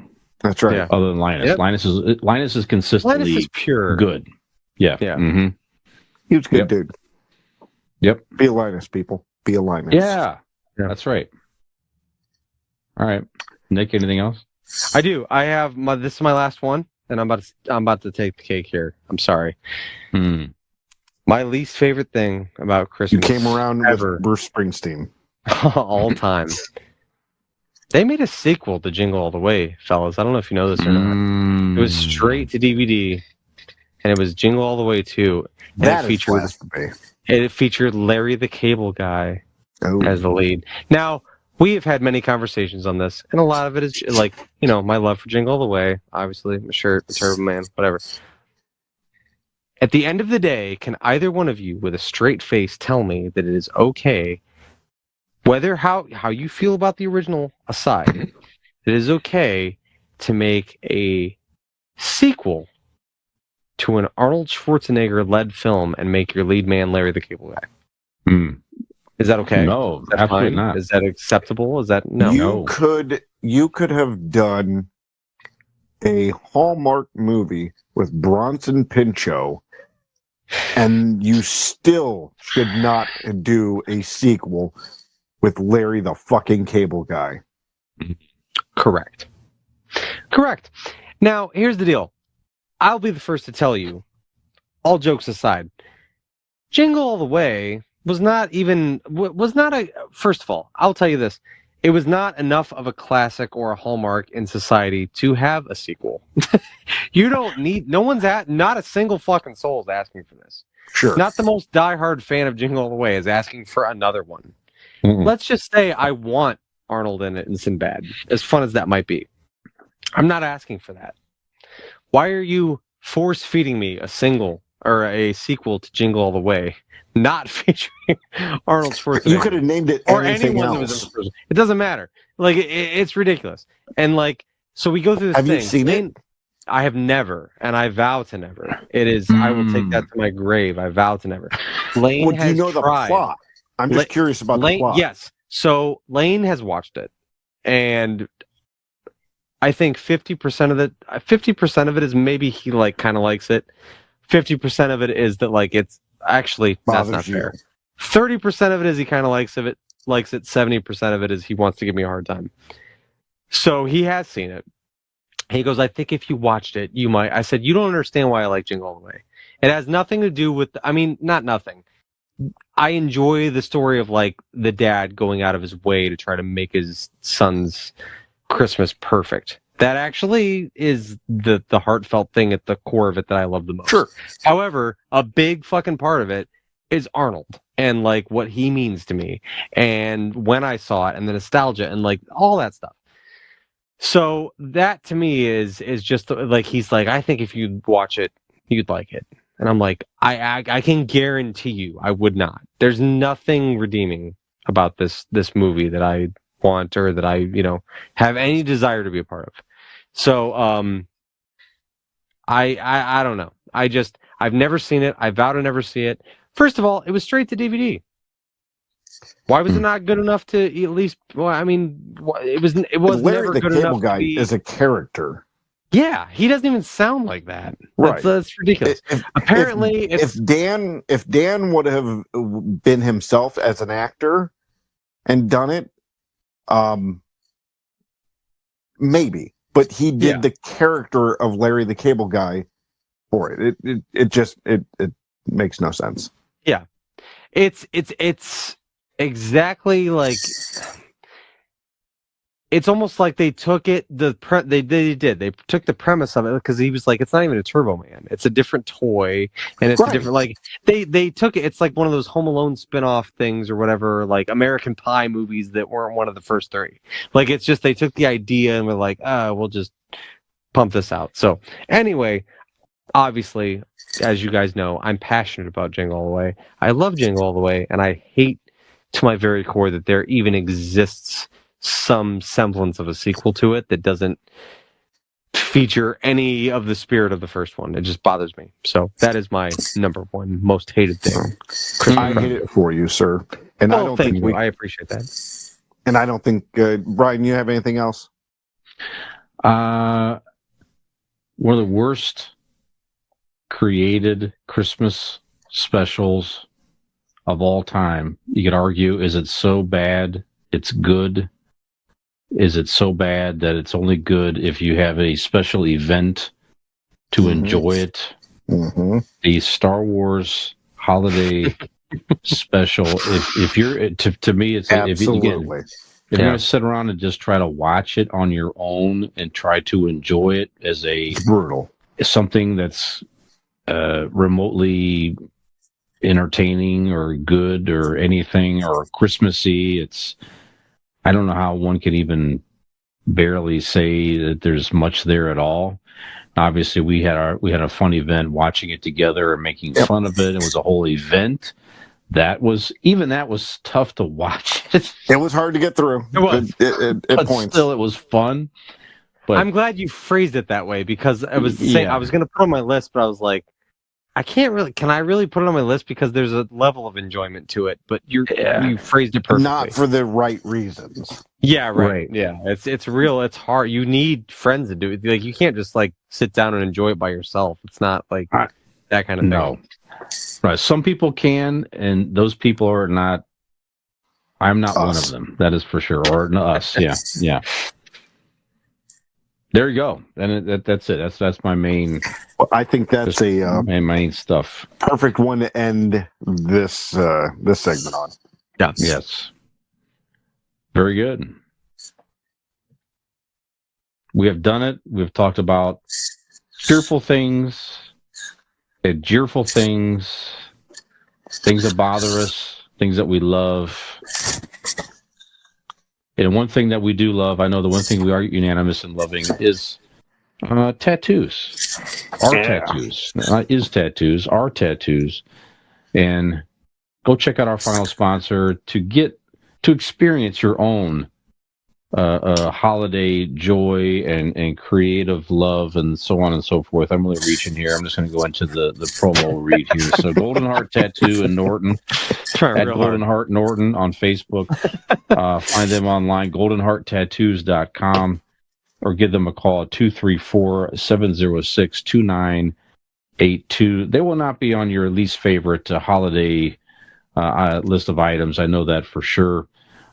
You make yourself a New Year resolution. Get some new ink in 2024. Go check out our friends at Golden Heart Tattoo. Absolutely. Nick, sir. Yes. Can you take us out, please, on this yet another joyous holiday extravaganza? The Convincing Idiots podcast, sir. Well, yes, sir. Ladies and gentlemen, we have reached the end of another Christmas episode of Convincing Idiots, and you might be asking yourself, where do I go from here? Well, I can tell you. You can lead yourself into a positive new year, 2024 as it is, and the Christmas season by joining your friends on all their favorite social media accounts. Convincing Idiots Linktree is where you will find us. Go to Google, type in Convincing Idiots, LINKTREE. Find Convincing Idiots. Like, follow, rate, subscribe, review, all that shit. We love it. It helps us out, and we appreciate you. We appreciate you in another fantastic year of this podcast. We would also like you to find us on our website. That's convincingidiots.wordpress.com. So be sure to go there, and if it's not too late, go ahead and find yourself some fantastic merch to buy the loved one in your life who also obviously loves Convincing Idiots. So for this Christmas episode of Convincing Idiots, I am your Millennial Nick. Ho ho ho. I am the Zennial D. Millennial Santa, Gen X Brian.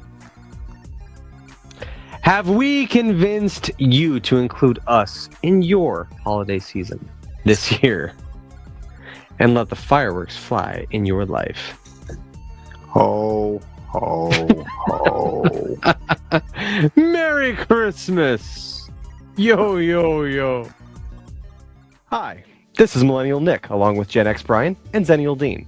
Hey, if you liked that video, which we really hope you did, you should like and subscribe. That would be great.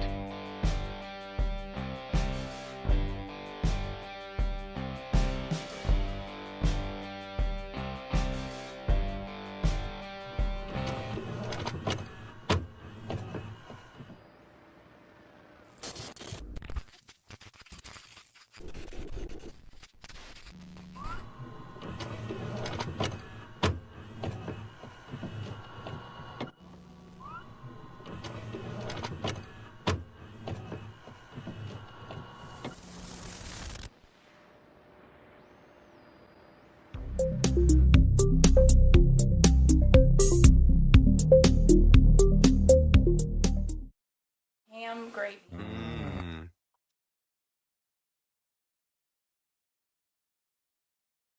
I drank an Aunt Marge from last year. Woof, that shit is fucking hitting. Oh, yeah? fermented. Like the Yeah, lead man. business. I was like halfway through it, and I was like, "This shit slaps!" Like that fucking thing is like, whew. Like that shit is. I feel it for sure. Yeah, that's the key right there. Don't got a big budget? Buy some beer, let it sit for a year, and then fucking drink it. There you go. There you go.